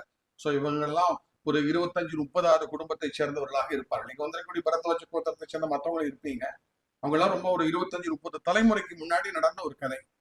இன்றைய தேதி வரையில அந்த பெண்மணிக்கு ஏதாவது அசௌரியங்கள் ஏற்பட்டால், அவங்க வீட்டுல ஏதாவது ஒரு தீட்டு ஏற்பட்டது அப்படின்னா கோவில்ல வந்து பூஜை நடக்கும். அந்த அளவுக்கு முக்கியத்துவம் பட்டியலினத்தை சேர்ந்தவர்களுக்கு. இதை வந்து நேற்று இன்று இல்ல, ஒரு 500 வருடங்களுக்கு முன்பாகவே ஜாதி ரீதியாக யாரும் ஏற்றத்தாழ்வு இல்லை என்று சொன்ன ஊர் இந்த ஊர். அதுக்கு இங்க நிறைய பேர் பரத்வாஜ கோத்திரத்தை சேர்ந்த கணேசன் வந்திருக்காருங்க. அவரும் அந்த கோத்திரத்தை சேர்ந்தவர். இப்பதான் பாக்குறேன், கணேசனை பார்க்கிறேன். கீழாம்பூருக்கும் அயல் நாடுகளுக்கும் ஒரு மிகப்பெரிய தொடர்புகள் இருந்தது. 2 தொடர்பு, முக்கியமான தொடர்புகளை நான் சொல்ல வேண்டும். நாமெல்லாம் சிந்தித்தே பார்க்காத ஒரு காலகட்டத்தில் பிரிட்டிஷ்காரர்களுடைய ஆட்சியின் பொழுது 1920, 1921, 22 இந்த காலகட்டத்துல ஆக்ஸ்போர்டு யூனிவர்சிட்டியினுடைய ஒரு கிளை எங்களுடைய கிராமத்துல இருந்தது. என்னுடைய சொந்த கிராமத்துல ஒரு பிரிண்டிங் பிரஸோட, நாட் ஒன்லி ஆர்டினரியா வெறுமனை இல்லை, ஒரு பிரிண்டிங் பிரஸோட இருந்தது. அதை நடத்தியவர் என்னுடைய அத்தையின் கணவர் ஆர் ராமையர். அவருடைய பேரன் வந்திருக்கான், ரமேஷ். ரமேஷ் எந்திரன் ஸ்ரீராம். ஸோ என்னுடைய அவர்கிட்ட படிச்சவங்க நிறைய பேர் சிம்சன்ல, என்ஃபீல்டில் இதுக்கெல்லாம் வேலைக்கு போனாங்க. நீங்க எங்கேயாவது முதல்ல வந்து மேத்ஸ்லயும் எம்ஏ மேத்தமெட்டிக்ஸ், எம்ஏ இங்கிலீஷ் ரெண்டுலேயுமே கரை போனவர் ராமையர் அவர்கள். ட்ரிவாண்ட்ரம் யூனிவர்சிட்டியில லா படித்து, எங்க அத்தையை கல்யாணம் பண்ணினதுக்கு பிறகு லா படித்து, பிற்பாடு தென்காசியில பிரபலமான வக்கீலாக இருந்தார். ஒரு வக்கீல் ராமநாதையர், இன்னொரு வக்கீல் ராமையர். இந்த ராமநாதையர் யாருன்னு கேட்டீங்கன்னா, வெங்கட்ரமணன் ஒரு எம்எல்ஏ இருந்தார், அந்த எம்எல்ஏனுடைய தகப்பனார். இவர் வந்து சிவில் கேஸ் நிறைய அட்டன் பண்ணுவார். எங்க அத்திமேர் ராமையர், ஆர் ராமையர். அவர் வந்து கிரிமினல் கேசஸ் வந்து நிறைய இருப்பார், வெங்கட்ரமணனுடைய ஃபாதர். ஸோ இவர் வந்து ஊர்ல ஒரு பிரிண்டிங் பிரஸ் வச்சு சாதாரணமான மக்களுக்கு ஆங்கிலத்தை புகட்ட வேண்டும். இப்பதான் நமக்கு பாலாஜி இங்கிலீஷ் ஸ்பீக்கிங் கோர்ஸ் 30 நாள்ல உங்களுக்கு இங்கிலீஷ் கத்துத்தரேன், அது கத்துத்தரேன்னா நம்ம இன்னைக்கு பேசுறோம். இதையெல்லாம் 1920 சாதிச்சு விட்டார் ராமையர். வந்து ஒரு சாதாரணமான சிம்பிள் கிராமர், ஒரு 40 பக்கத்துக்கு கிராமர் புஸ்தகம். ஷேக்ஸ்பியருடைய அத்தனை டிராமாவுக்கும் கமெண்ட்ரி எழுதி, அதுக்கு அர்த்தங்கள் எழுதி, முதல்ல நோட்ஸ் போட்டதும் ராமையர் தான். அதுக்கப்புறம் தான் பிடிபில் கம்பெனில இருந்து தமிழகத்துல வந்து நோட்ஸ் வருதுலாம் பின்னாடி வரக்கூடிய காலகட்டம் தான். முதல்ல யார் இன்னைக்கு எங்க வீட்டுக்கு இன்னைக்கு வந்து பாத்து, எங்கிட்ட வந்து அந்த சின்ன கிராமர் புஸ்தகம் இருக்கு, நாவல் இருக்கு, மேத்தமெட்டிக்ஸ் சம்பந்தமான புஸ்தகங்கள் இருக்கு. மேபி என்னுடைய அத்தான் நான் நிறைய வச்சிருப்பாருன்னு நினைக்கிறேன். ஏன்னா எங்க வீட்டுல பின்னாடி அந்த அந்த ஈய சட்டியில வந்து நிறைய அந்த அச்சுக்கோத்து சமாதானங்கள்லாம் நிறைய இருந்தது. இப்ப அது எல்லாத்தையும், ஏன்னா காலப்போக்கில் வந்து எல்லாமே மாறி போயிருது இல்லவா. ஸோ அந்த அளவுக்கு அதுல சொல்லக்கூடிய விஷயங்கள் வந்து என்னன்னு கேட்டீங்கன்னா, அவர் என்ன சொல்லுவார் கேட்டீங்கன்னா, என்னையும் என்னுடைய அத்தானையும் கூட்டிட்டு எங்க ஊர்ல அதாவது மேற்காத்தங்கரைக்கு நாங்க போக மாட்டோம், கிழக்கு ஆத்தங்கரைக்கு நாங்க போவோம். அங்கதான் எனக்கு ராமாயணம் அவர் சொல்லி கொடுத்தாரு எங்க அத்திமேர். அதே இடத்துல நானும் என்னுடைய அத்தானும் 2 பேரும் உட்கார்ந்து இருக்கும் பொழுது பழைய கதைகளை எல்லாம், அவருக்கு தெரிஞ்ச கதைகளை எல்லாம் அவர் வந்து சொல்லுவார். அப்படி சொல்லும் பொழுது அவங்க பிரிட்டன்ல இருந்து அவங்க கொஸ்டின் பேப்பர் அனுப்பிச்சாங்கன்னா, அந்த கொஸ்டின் பேப்பர் வந்து சேர்றதுக்கு 3 மாசம் ஆகும். ஸோ அந்த 3 மாசத்துக்கு எப்போ எக்ஸாம் யாரும் உடைக்க மாட்டாங்க. அந்த காலத்துல பிரிட்டிஷ்காரன் காலத்துல என்னடான்னா ஒரு நியாயம் இருந்தது. இன்னைய மாதிரி கொஸ்டின் பேப்பர் வந்து சர்க்குலேட் ஆயிடாது. அங்கிருந்து வந்தது அப்படின்னா அந்த கொஸ்டின் பேப்பர் வச்சு இங்க வந்து எக்ஸாமினேஷன்ஸ் வந்து நடத்தி, அப்புறம் இவங்க மார்க் ரெடி பண்ணி அதை எல்லாத்தையும் வந்து அனுப்பணும். ஸோ ஒரு அயல்நாட்டு தொடர்போட நடந்த ஒரு கல்லூரி என்னுடைய கிராமத்துல நடந்தது. இன்னொன்னு என்னன்னு கேட்டீங்கன்னா, கீழாம்பூருடைய ஒரு பெரிய பங்களிப்பு என்ன என்று கேட்டால், மலேசியாவும் சிங்கப்பூரும் 2ஆக பிரிந்தன. முதல்ல வந்து சுதந்திரம் 2த்துக்கும் சேர்த்து கொடுத்தான். பின்னாடி மலேசியாவில இருந்து சிங்கப்பூர் தனியாக கிளம்பியது. ஸோ சிங்கப்பூருடைய ஃபர்ஸ்ட் பிரைம் மினிஸ்டர் லீ, அவர் தான் முதல் சிங்கப்பூருடைய பிரதமராக பதவியேற்றார். சிங்கப்பூருடைய அட்மினிஸ்ட்ரேஷன், சிங்கப்பூர் வந்து ஒரு சின்ன நாடு, நிறைய பேர் போயிருப்பீங்கன்னு நினைக்கிறேன். ரொம்ப சின்ன நாடு. நம்ம மயிலாப்பூர், ட்ரிப்ளிகேன், அப்புறம் வந்து கொஞ்சம் ராயப்பேட்டால ஒரு போர்ஷன்லாம் சேர்த்தா எவ்வளவு தூரமா உள்ளதான். ஒரு எண்டு வந்து மேக்சிமம் 1 ஹவர்ல போயிட்டு வந்துடலாம். ஸோ அந்த நாட்டினுடைய வரைபடம், அந்த நாட்டினுடைய எப்படி அந்த நாடை வந்து செழிப்பாக்குறது, ஹார்பரை எப்படி வந்து டெவலப் பண்றது, இதையெல்லாம் பற்றி லீ வந்து, லீனுடைய பெரிய கனவு வந்து ஹார்பரை சரி பண்ணிடுதான். சிங்கப்பூர் ஹார்பர் எக்ஸலண்ட் ஆனதுனால தான் சிலோன் ஹார்பரும் தமிழ்நாடு ஹார்பரும் அடிப்பட்டது. ஏன்னா இன்டர்நேஷனல் லெவல்ல பெரிய லெவல் கப்பல்கள் எல்லாம் வரதுக்கான ஒரு வாய்ப்பு சிங்கப்பூர்ல கிடைத்தது. அதையெல்லாம் சரிப்படுத்தி கொடுத்தது யாருன்னு கேட்டா, கீழாம்பூர் பிரெயின் ஏ சங்கரன் என்று ஒருவர் இருந்தார். அவர் தான் லீனுடைய ஃபர்ஸ்ட் செக்ரட்டரி. சிங்கப்பூர் ஐயர் என்று சொல்வார்கள், பேபி மாமாவுடைய சொந்த பிரதர். அவர் தான் லீனுடைய ஃபர்ஸ்ட் செக்ரட்டரியாக இருந்தார். ஏ சங்கரன். ஏ சங்கரன் என்பது அவருடைய பெயர். அவர் தான் சிங்கப்பூருடைய நிர்மாணத்துக்கு, இதை வந்து யாராவது எழுதுறதா இருந்தா எழுதிடாதீங்க, இப்ப நான் சொல்ல போறேன், இதையே கூட எடிட் பண்ணணும். இப்போ சும்மா இருந்தாலும் ஒரு சீரியஸா போக ஒரு ஜோக் இருக்கணுமேங்கதான் சொல்றேன். சிங்கப்பூர்ல நான் பேசிட்டு இருக்கும் பொழுது ஒரு கூட்டத்துல பேசி முடிச்சு வெளியில வந்தேன். வந்த உடனே அங்க வந்து ராமன் சொல்லி ஒரு சீனியர் ஜேர்னலிஸ்ட் சிங்கப்பூர்ல. ஸோ அவர் வந்து என்னை வந்து பார்த்துட்டு, நீங்க சங்கரனை பத்தி எல்லாம் பேசுறதே எவ்வளவு காணும், உங்களுக்கு எப்படி சங்கரனை தெரியும் அப்படின்னா, நான் சமாச்சாரம் தான் சொன்னேன். உடனே அவர் என்ன சொன்னார்னா, லீயை பொறுத்தவரையில சங்கரன் இல்லாம லீயால எதுவுமே செய்ய முடியாது. லீக்கு வந்து எது செய்யறதா இருந்தாலும் சங்கரன் வேணும். ஒரு பீர் பாட்டில ஓபன் பண்றதா இருந்தாலுமே கூட சங்கரா அப்படின்னு கூப்பிட்டு தான் பீர் பாட்டில ஓபன் பண்ணுவார். இது வந்து அவர் சொன்ன ஒரு சமாச்சாரம். ஸோ அதனால லீக்கு வந்து சத்தியமா மோட்சம் தான் அப்படின்னு ஏன் சார் அந்த ஆள் சங்கரா சங்கரா சங்கரா கூப்பிட்டு இருந்தா அவருக்கு மோட்சம் கிடைக்காம என்ன செய்யும் அப்படின்னு என்கிட்ட. ஸோ அந்த அளவுக்கு ஒரு ஒரு ஒரு சின்ன ஒரு கிராமம், அந்த கிராமத்துல இருக்கக்கூடிய மனிதர்களுடைய கான்ட்ரிபியூஷன். நான் எனக்கு எனக்கு ஏன் நான் அவ்வளவு பெருமையா சொல்றேன்னா, நான் அந்த இடத்துல இருந்து வந்தவன், அந்த இடத்த பார்த்தவங்கிறதால எனக்கு கிடைத்த ஒரு சந்தோஷம். என்னுடைய குடும்பம் தான் முதல்ல சுதந்திர போராட்டத்திற்கு ஒரு அடிகோல் காட்டுகிறது. என்னுடைய ஓன் குடும்பம், என்னுடைய குடும்பம், அந்த குடும்பம் தான் முதல்ல, அது எனக்கு ரொம்ப பெரிய பெருமை. அதுதான் முதல்ல ஒரு விதையை ஊன்றுகிறது கீழாம்பூர்ல. அவருடைய பேரனும் இங்கே வந்திருக்கிறார். இவனுடைய தாத்தாவும் என்னுடைய தாத்தாவும், இவனுடைய தாத்தாவும் என்னுடைய தாத்தாவும் சகோதரர்கள். அவ தாத்தா பேர் வந்து தோடி மீனாட்சி சுந்தரமையர்னு பேர். தோடின்னு ஒரு ராகம். மீனாட்சி சுந்தரமையருங்கிறது அவனுடைய கிராண்ட் ஃபாதர்.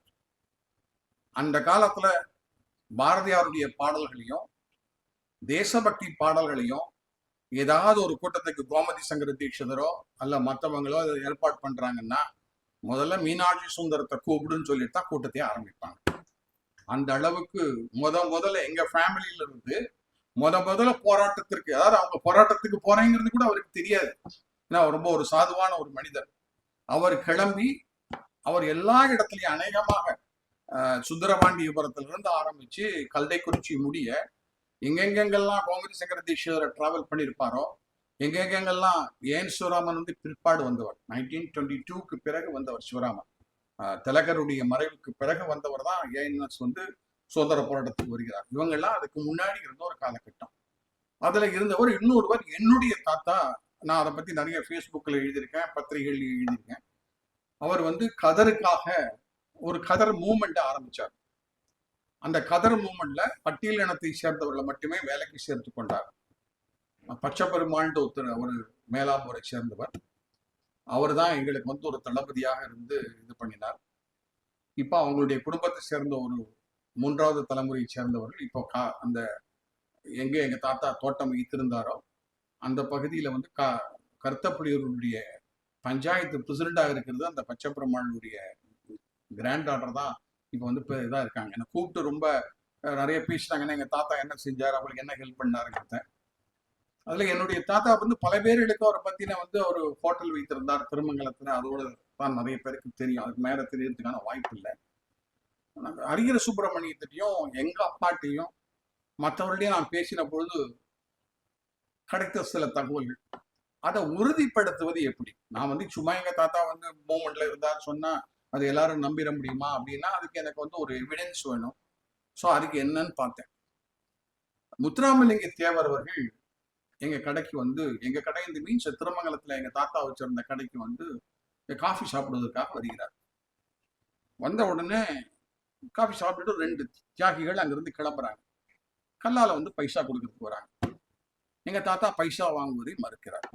சுதந்திர போராட்ட தியாகிகள் ஜெயிலுக்கு போயிட்டு வந்தவங்க இருந்தானா அவங்கள்ட்ட பணம் வாங்குவதில்லை என்பது அவருடைய எண்ணம். ஸோ அதனால அவர்கிட்ட இருந்து வாங்கலை. அது வாங்கலைன்னா தேவர் வந்து அவர் பெரிய ஆளுமை, அதோடு மட்டுமில்ல பெரிய பண்ணையார் தேவர் வந்து. ஸோ அவருக்கு மனசு விடலைன்னா என்னோட அந்த ஐயர் வந்து பணம் வாங்க மாட்டேங்கிறாருன்னு மனசுக்குள்ள ஒரு நினைப்பு. பாக்கெட்ல இருந்த 2 சுபாஷ் சந்திர போஸுடைய படம், 5 படம் பாரத மாதா படம், அதனாலையும் அவர் கையில கொடுக்கிறார். எங்க வீட்டுல வந்து சுபாஷ் சந்திர போஸ் படமும் பாரத மாதா படமும் எங்க தாத்தா ஃப்ரேம் போட்டு மாட்டி வச்சிருந்தார். தேவர் கொடுத்த படத்தை என்னுடைய வீட்டுல கீழாம்பூர்ல என்னுடைய வீட்டுல வந்து மாட்டி வச்சிருந்தார். ஸோ திருமங்கலம் சுப்பியாயர், அவர் பேர் சங்கர சுப்பிரமணியம் தான், என்னுடைய பேர் தான். சரி, இதுக்கெல்லாம் என்ன சார் நீங்க வந்து சும்மா மட்டும் சொல்லிட்டு போனா, நான் எங்கேயுமே அங்கங்க ஏன் சில பேரை நான் எழுப்புறேன்னு கேட்டீங்கன்னா அவங்க எல்லாம் எனக்கு ஆதாரம் கொடுத்த சோர்ஸ். இங்க வந்து சிட்டியினுடைய மகன் வேணுகோபால் சார் வந்திருக்காரு. இவர் தான் அதுக்கு ஒரு ஒரு முக்கியமா நான் இப்ப சொன்ன இந்த தகவல் சொன்னது யாருன்னு கேட்டீங்கன்னா, இவரை பார்க்கறதுக்கு திருமங்கலத்துல இருந்து ஒருத்தர் வந்திருந்தார், ஒரு ஃப்ரெண்டு வந்திருந்தார். அந்த ஃப்ரெண்டு வந்து எங்க தாத்தாவுடைய கடையை பத்தி, எங்க நடந்த சமாச்சாரத்தை பத்தி எல்லாம், எனக்கு இவருடைய தாத்தா புலியையர் திருமங்கலத்துல வந்து அவரும் ஃப்ரீடம் ஃபைட்டர். ஸோ அந்த ஃப்ரீடம் ஃபைட்டர்ஸுடைய ஃபேமிலியை நான் கலெக்ட் பண்ணும்போது எனக்கு கிடைத்த தகவல், எங்க அப்பா சொன்ன தகவல், ஹரிஹர சுப்பிரமணியன் சொன்ன தகவல், இதெல்லாம் கனெக்ட் பண்ணி பார்க்கும் பொழுதுதான் எனக்கு சில விஷயங்கள் வந்து எனக்கு வந்து புரிந்தன. ஆகவே சுதந்திர போராட்டத்தோடு ஒரு ஒரு பெரிய ஒரு கட்டம் வந்து கீழாம்பூர்ல இருந்து கிளம்பியது. அதுல கிளம்பியவர் தான் ஏஎன் சிவராமன். சிவராமன் அவர்கள் நேரடியாக போராட்டத்தில் ஈடுபட்டவர் இல்லை. எங்க தாத்தாவோ இவரும் பாடல்கள் மற்ற இருந்து அவங்க சாத்வீகமான ஒரு முறையில வந்து போராட்டம். எங்க தாத்தா திருமங்கலத்துல கடையெல்லாம் மூடிட்டு கீழாம்பூருக்கு வந்ததுக்கு அப்புறம் கதர் மூமெண்ட்ல இணைந்தார். கதர்ல வீட்டுல தறி இருந்தது, தறியை நெய்து அதை வந்து அது கொடுத்தார். அந்த கதையெல்லாம் நான் எழுதியிருக்கேன். அது வந்து ஒரு பெரிய கதை, அது டைம் ஜாஸ்தி ஆயிடும். ஸோ கதர் மூமெண்ட்ல இருந்த ஒரு குடும்பம். இதுல ஹரிஹர சுப்பிரமணியமும் ஏஎன்எஸும் 2 பேரும் நேரடியாக இறங்கியவர்கள் போராட்டத்துல.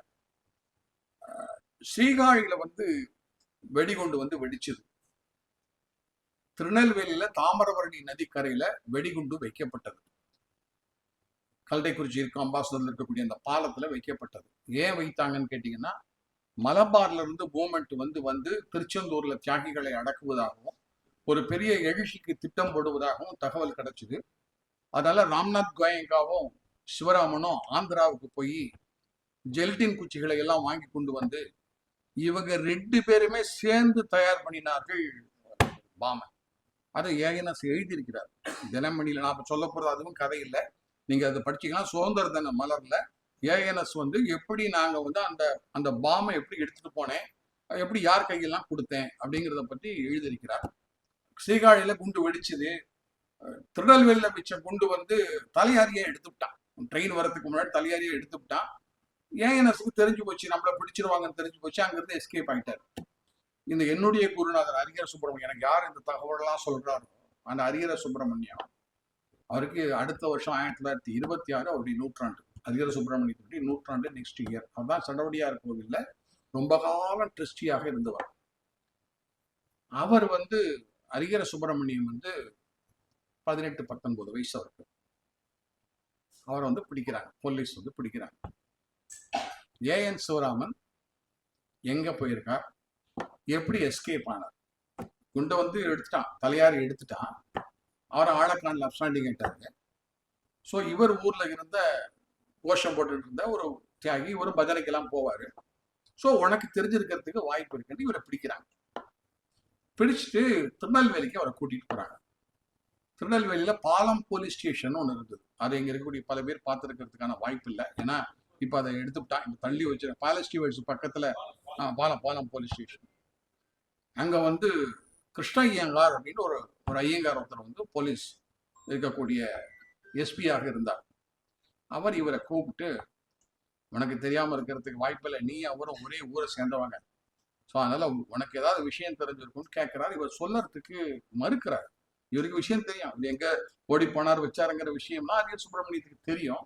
சொல்வதற்கு ஹரிஹர சுப்பிரமணியம், ஐயா என்கிற ஹரிஹர சுப்பிரமணியம் மறுக்கிறார். உடனே அவர் என்ன பண்றார், கோபத்துல தன் வச்சிருந்த கம்பை, யூஸ்வலா பிரிட்டிஷ்காரர்கள் அப்படிலாம் செய்ய மாட்டாங்க, முட்டுக்கு கீழே தான் அடிப்பாங்க. அது சில நீதிகள் எல்லாம் பிரிட்டிஷ்காரர்கள்ட்ட இருந்தது. ஆனா இவருக்கு இருந்த கோபத்துல, ஸோ அதனால ஓங்கி அடிக்கிற அடியில அந்த கம்பானது கண்ணுல படுகிறது. ஹரிஹர சுப்பிரமணியத்துக்கும் ஒரு கண்ணு தான், எத்தனை பேருக்கு இங்க தெரியுங்கிறது தெரியாது. ஹரிஹர சுப்பிரமணியத்துக்கு இன்னொரு கண்ணு கிடையாது. அன்னைக்கு அந்த விண்ணுன போனதுல நர்வு கட்டாயி கண்ணே போயிடுச்சு. ஒரு போராட்டத்திற்காக ஒரு சடவுடையார் கோவிலுடைய ட்ரஸ்டியாக இருந்தவர் பின்னாடி. அப்புறம் ஐஎன்டியூசியில இருந்தார், கேடி கோசல்ராம் கூட இருந்தார். பெரிய அளவுல திருநெல்வேலியில பெரிய அளவுல பசு பாதுகாப்பு இயக்கத்தை கொண்டு வந்தது வந்து ஹரிஹர சுப்பிரமணியம் தான். கீழாம்பூரை சேர்ந்த ஹரிஹர சுப்பிரமணியம் தான் பசு பாதுகாப்பு இயக்கத்தை வந்து தமிழ்நாடு முழுசு கொண்டு வரணும் அப்படிங்கிறதுக்காக ஒரு பெரிய முயற்சியை எடுத்துக்கொண்டு இருந்தவர். சிவராமனை பொறுத்தவரையில் அவர் பின்னாடி வந்து அவர் வந்து பாரதியாரை சந்திக்கலைன்னு என்கிட்ட சொன்னார். ஆனா பாரதியாரை சந்திக்கல, ஆனா பல காரியங்களை அவர் செய்தார். உப்பு சத்தியாகிரகத்திற்கு போனார், ஒத்துழையாமை இயக்கத்தில் கலந்து கொண்டார். தினமணி பத்திரிகையில கீழாம்பூரை பத்தி சொல்லக்கூடிய இன்னொரு பெரிய விஷயம் என்னன்னா, ஒரே ஒரு பத்திரிகையில தொடர்ச்சியாக 34 ஆரம்பிக்கப்பட்டது தினமணி. 1934 தினமணி ஆரம்பம். 34 சொக்கலிங்கமும் ஏஎன் சிவராமனும் சேர்ந்து தான் தினமணிக்கு போனாங்க. சொக்கலிங்கம் தான் ஃபர்ஸ்ட் எடிட்டர் தினமணிக்கு. 2001 முடிய தினமணியோட அவருக்கு கனெக்ஷன் இருந்தது. அப்போ எத்தனை வருஷங்கிறத நீங்க கணக்கு போட்டு பார்த்துருங்க. ஆனா அவர் எடிட்டராக இருந்தது 1987. ஏன்னா அவர் எப்போ இறந்து போனாரோ, இறந்து போனது 2001. 1987 வந்து அவர் வந்து தினமணி ஆசிரியர் பதவியை அதுல இருந்து விட்டுட்டு வந்துட்டார். ஒரு 50 வருஷம் லாங் இன்னிங்ஸ் வந்து பத்திரிகை உலகத்துல போட்டது என்பது 2 பேர். ஒன்று வந்து ஏஎன் சிவராமன், இன்னொன்று எங்களுடைய குருநாதர் கே.வா. ஜெகநாதன். அவரும் 50 வருஷம் ஒரே பத்திரிகையில 50 இயர்ஸ் ஒரே பத்திரிகை. சிவராமனும் ஒரே பத்திரிகையில ஆசிரியராக இருந்தது என்பது 50 வருஷம். அதுக்கு பிறகு அட்வைசராக இருந்தார். அது வேற சமாச்சாரம். ஒரு பெரிய பங்களிப்பை இது வந்து கொடுத்த ஒரு ஊர் வந்து இந்த கீழாம்பூர். கடைசியாக ஒரே ஒரு விஷயத்தை சொல்லி நிறைவு செய்கிறேன். கலாம் சாரை பத்தி ஆரம்பத்துல சொன்னேன். அதுக்காகத்தான் இந்த விஷயம். கலாம் சாரும் நானும் வெரி க்ளோஸ் ஃப்ரெண்ட்ஸ்ன்னு சொல்ல முடியாது. சார் ரொம்ப உயரத்துல இருக்கக்கூடியவர், நான் சாதாரணமான ஒரு மனிதன். அடிக்கடி என்னை கூப்பிடுவார். அவருக்கு ஏதாவது தேவைன்னா எழுத சொல்லுவார். இலக்கிய சம்பாஷணைகள் ஏதாவது செய்ய சொல்லுவார். டெல்லிக்கு அடிக்கடி என்னை அழைப்பார். அவங்களுடைய மாளிகையில் வந்து நான் பார்த்த கிட்டத்தட்ட 30 தரம் போயிருப்பேன், 40 தரம் போயிருப்பேன். எனக்கு கணக்குகள் தெரியாது. Doctor K. வெங்கட சுப்பிரமணியம் வேற அங்கே இருந்தார். அடிக்கடி தொலைபேசியில் அவரும் கூப்பிட்டார். என் மனைவி கூட சில நேரங்களில் வெங்கட சுப்பிரமணியம் பேசுறதெல்லாம் அவர்கள் கூட எடுப்பார்கள். ஸோ ஒரு முறை சாயந்தரம் ஒரு 4-4:30 மணி இருக்கும். கலாம் சார் வந்து வாக்கிங் போகலான்னு சொல்லி என்னை கூட்டிட்டு போனார். அந்த முகல் கார்டன்ஸ்ல நானும் சார் வந்து நடந்து போயிட்டு இருந்தோம். எனக்கு எந்த ஊர் பிடிக்கும் உனக்கு தெரியுமா அப்படின்னு என்னை பார்த்து கேட்டார். நான் வந்து ராமநாதபுரம் சார். இதில் என்ன பெரிய சந்தேகம் இருக்கு? ஏன்னா அவருடைய பர்த் பிளேஸ் ராமநாதபுரம். ஸோ உங்களுக்கு ராமேஸ்வரம் தான் சார் உங்களுக்கு பிடிக்கும். என்ன கொஞ்சம் திங்க் பண்ணி பாருங்க அப்படின்னா. இல்லை சார், எனக்கு உங்கள் ஊர் தான் சார். இதில் என்ன சார் எனக்கு எங்கள் ஊர் பிடிக்கும், அவங்களுக்கு உங்கள் ஊர் பிடிக்கும். அப்படி தான் இங்கே வந்திருக்கப்பட்டவங்க எல்லாருக்கும் அவங்களுக்கு நேட்டிவ் எதுவும் அதுதானே அவங்களுக்கு பிடிக்கும். அதோட சந்தேகமே கிடையாது அப்படின்னு சொன்னேன் நான். நீங்கள் வந்து என்னுடைய வின்ஸ் ஆஃப் ஃபயர் படிச்சிருக்கீங்க இல்லையா, என்னுடைய அக்னி சிறகுகள் படிச்சிருக்கேன் இல்லையா? சார் அக்னி சிறகுகள் நிறைய படிச்சிருக்கேன், நிறைய பேருக்கு வாங்கி கொடுத்துருக்கேன், நிறைய பேர்களுக்கு வந்து நாங்கள் டிஸ்ட்ரிபியூட் பண்ணியிருக்கோம். அதுவும் டெல்ஃபி டிவிஸில் வெங்கடராமன் சார் வந்திருக்காரு. நாங்கள் வந்து அக்னி சிறகுகளை அவர் சார் கையாலே கையெழுத்து வாங்கி சில பேர்களுக்கு கையெல்லாம் கொடுத்தோம். அதனால அதில் என்ன சார் சந்தேகம் அப்படின்னா, அக்னி சிறகுகளை படிச்சதுக்கு அப்புறமும் உனக்கு ஆன்சர் தெரியலையா அப்படின்னு அதுக்கிட்டேன். சார் எனக்கு சத்தியமா எனக்கு ஆன்சர் தெரியல சார் அப்படின்னு. எனக்கு கீழாம்பூர் தான் பிடிக்கும் அப்படின்னு சொன்னார். கலாம் சொன்ன வார்த்தை எனக்கு கீழாம்பூர் தான் பிடிக்கும் அப்படின்னு சொன்னார். நான் உடனே கேட்டேன், எப்படி சார் அப்படின்னு கேட்டேன். நான் வந்து 4th ஃபார்ம் 5th ஃபார்ம் ரெண்டுக்குமே எங்கிட்ட வந்து எங்க அப்பாட்டையும் எங்க அம்மாட்டையும் பைசா கிடையாது. அதெல்லாம் எழுதிருப்பாரு. நீங்க அக்னிச்சிறகுகள் படிச்செல்லாம் உங்களுக்கு அதெல்லாம் தெரியும். ஸோ பைசா இல்லை, கையில இல்லை. ஸோ நான் வந்து உழைச்சி சம்பாதிச்சு பைசா கட்டணும். 4th ஃபார்முக்கும் 5th ஃபார்முக்கும் என்னுடைய ஃபீஸை வந்து நான் உழைச்சி நான் வந்து கட்டணும். ஸோ அதுக்கு என்னடா முயற்சின்னு பார்த்தேன். அவருக்கு அடிக்கடி இந்த சிவசுப்பிரமணியன் ஒரு டீச்சரை பத்தி அடிக்கடி சொல்லுவார். நீங்க எந்த மீட்டிங் போனாலும் நான் எப்படி எங்க காசி சாரை பத்தி சொல்றேனோ அது மாதிரி சார் வந்து எல்லா இடத்துலையும் சிவசுப்பிரமணியனை பத்தி அடிக்கடி பேசுவார். அந்த சாப்டர்ல தான் வருது இப்ப நான் சொல்லக்கூடிய சமாச்சாரம். ஸோ நான் வந்து என்ன பண்ணினேன்னு கேட்டேன்னா, வீடு வீடா போய் தினமணி பேப்பரை போட்டேன். அதுல வரக்கூடிய கமிஷன் தான், அந்த பேப்பர் வித்து வரக்கூடிய கமிஷன் தான் எங்க அம்மாவுக்கு ஒரு போர்ஷன் கொடுத்துட்டு ஒரு போர்ஷனை வந்து என்னுடைய ஃபீஸாக, என்னுடைய ஸ்கூல் ஃபீஸாக நான் கட்டுவேன். அந்த தினமணி தான் எனக்கு வந்து ஒரு நாலேஜை கொடுத்தது. அந்த தினமணி தான் முதல்ல சயின்ஸ் ஆர்டிக்கல் எல்லாம் போட்டது. அந்த தினமணியில இருந்து தான் நான் வந்து ஒரு ராக்கெட் இன்ஜினியர் பின்னாடி ஆறதுக்கு எனக்கு அடித்தளம் விட்டு கொடுத்தது தினமணி. அந்த தினமணியினுடைய ஆசிரியர் சிவராமன் கீழாம்பூரை சேர்ந்தவர். ஆகவே எனக்கு கீழாம்பூர் தான் கலாம் சார் சொன்ன ஒரு இது வந்து நான் டைரக்டா அப்படியே கீழாம்பூர் பிடிக்கும்னு நான் எழுதல. ஆனா நீ உள்ளுக்குள்ள போய் பார்த்தியானா என்னுடைய நிலைமை என்னன்னு தெரிஞ்சு. ஏன்னா இங்க பணம் கிடையாது, கட்டுறதுக்கு பணம் கிடையாது. இந்த பணத்தை நான் எப்படி பண்றது? பேப்பரை வித்து தான் அப்படி படித்து மேல போனவர்கள் தான் ரொம்ப அதிகம். நான் வந்து சில முக்கியமா சரித்திர நிகழ்வுகளாக சிலதை எடுத்து முதல்ல சொல்லணும்னு நினைக்கிறேன், சொல்லியிருக்கேன். இது சந்தேகமாக ஏதாவது இருந்ததுன்னா நீங்க கூகுள்ல சர்ச் பண்ணீங்கன்னா சில விஷயங்கள் வந்து கூகுள்ல கிடைக்காது. நீங்க அந்த மடத்துக்கு போய் பார்த்தீங்கன்னா யானைக்கு சுளுக்கு எடுத்த மடத்தை நீங்க அங்க போய் பார்க்கலாம். அதே மாதிரி வந்து உங்களுக்கு ஏதாவது இவர் எப்போ ஏன்ஸ்வராமன் எப்போ ஆசிரியராக இருந்தார்னா தினமணி ஆர்கைவ்ஸ் போய் பார்த்தேன்னா அவர் எப்போ ஆசிரியராக இருந்தார் தெரியும். ஹரிஹர சுப்பிரமணியன் வந்து அடிபட்டாரா என்ன செஞ்சாருன்னா அவர் தியாகி பென்ஷன் வாங்கினார். பக்தவச்சலம் அவர்கள் சீஃப் மினிஸ்டரா இருக்கும் பொழுது அப்ப அவங்க தான் வாங்கி கொடுத்தாங்க. ஸோ தியாகிகளுடைய லிஸ்ட்ல ஹரிஹர சுப்பிரமணியனுடைய பேர் இருக்கு. அவருக்கு என்ன மாதிரியான பாதிப்புகள் நடந்தன ஹரிஹர சுப்பிரமணியத்துக்கு அப்படிங்கிறது நீங்க அந்த ஆர்கைவ்ஸ்ல போய் பார்த்தேன்னா உங்களுக்கு அது என்னது அப்படிங்கிறது தெரியும். ராஜராஜ சோழனுடைய ஹிஸ்டரி போய் நீங்க பார்த்தீங்கன்னா அவன் கட்டின முதல் கோவில் இது என்ன இதுங்கிறது அது தெரியறதுக்கெல்லாம் எந்த ஊர் காரணங்கிறத அந்தந்த இடத்துல நீங்க தெரிஞ்சுக்கலாம். ஆகவே இத்தனை பெருமையுடைய ஊர்ல இருந்து நானும் உங்கள் முன்பாக வந்து எனக்கு தெரிந்த சில விஷயங்களை உங்களோட பகிர்ந்து கொண்டிருக்கிறேன். உங்கள் அத்தனை பேருக்கும் என்னுடைய அன்பையும் நன்றியும் தெரிவித்து விடைபெறுகிறேன். நன்றி. அதாவது நமக்கு ஏதாவது ஒரு விஷயம் வேணும் அப்படின்னோம்னா அதை வந்து நம்ம வந்து நம்மளை முன்னிலைப்படுத்திக்கிறது கூடாது. எப்போதுமே பாயாசம் வந்து நம்ம இலக்கி வேணும் அப்படின்னோம்னா பக்கத்து இலக்காரனுக்கு பாயாசம் வேணும்னு சொல்லணும். கரெக்டா? நான் எங்க வரேன்னு தெரிஞ்சுருந்தா ஸோ பக்கத்து இலக்காரனுக்கு பாயாசம் போட்டா தான் நமக்கு பாயாசம் கிடைக்கும். இதுதான் பந்தியில இருக்கக்கூடிய ஒரு சமாச்சாரம். சந்திரமோகன் எங்கிட்ட வந்து என்ன சொன்னார்னா, சார் கௌரவிக்கலையே சார், நான் அவரையும் சேர்த்து நான் கௌரவிக்கணும், கௌரவிக்கலையே சார் அப்படின்னு எங்கிட்ட காதோடு வந்து அவர் சொன்னார். அவை இன்றைய நிகழ்ச்சிக்கு நமக்கு வந்து அழகாக தலைமை தாங்கிய பாஸ்கர் அவர்களை அப்பாத்திர சார் நீங்க வந்து அவரை ஹானர் பண்ண.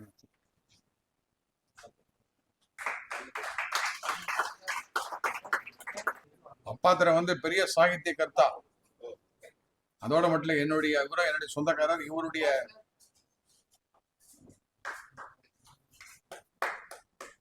இவருடைய பெயருடைய அப்பாத்துறை அவர்கள் தான் எங்க ஊர்ல பெரிய சங்கீத வித்வான். திரு நாகராஜன் அவர்களுக்கு நம்முடைய இருகோவில் அவர்கள் வந்து அவரை கௌரவிக்குமாறு வேண்டுகிறேன்.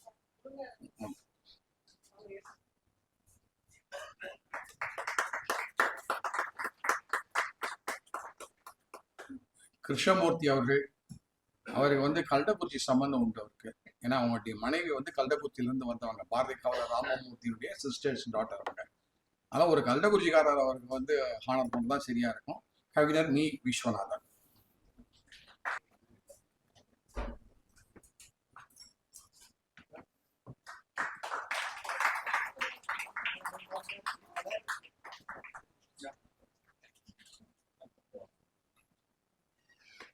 சந்திரமோகன் வந்து ரொம்ப அற்புதமா தமிழ் பேசலாம்னு நீங்க சொல்றீங்க. ஆனா அவர் வந்து பை பர்த் ஒரு மலையாளி. தமிழ் நல்லா பேசுகிறார். அவர் ஒரு மலையாளி. ஆக அவருக்கு வந்து ஒரு மலையாளியை கூப்பிட்டு வந்து ஹானர் பண்ண சொல்லதான் சரியா இருக்கும். ஆர்யா சுரேஷ் அவர்கள். ஊரும் பேரும் ஒன்றாக இருப்பதால் உரை நன்றாகவே இருந்ததில் வியப்பொன்றும் இல்லை. இந்த முதல் நிகழ்ச்சி சக்சஸ் தான். ஏன்னா ஒரு இடத்தில் கூட அலைபேசிகள் ஒலிக்கவில்லை. அவ்வளவு சைலண்டா எல்லாருமே வாட்ச் பண்ணிட்டு இருந்தாங்க.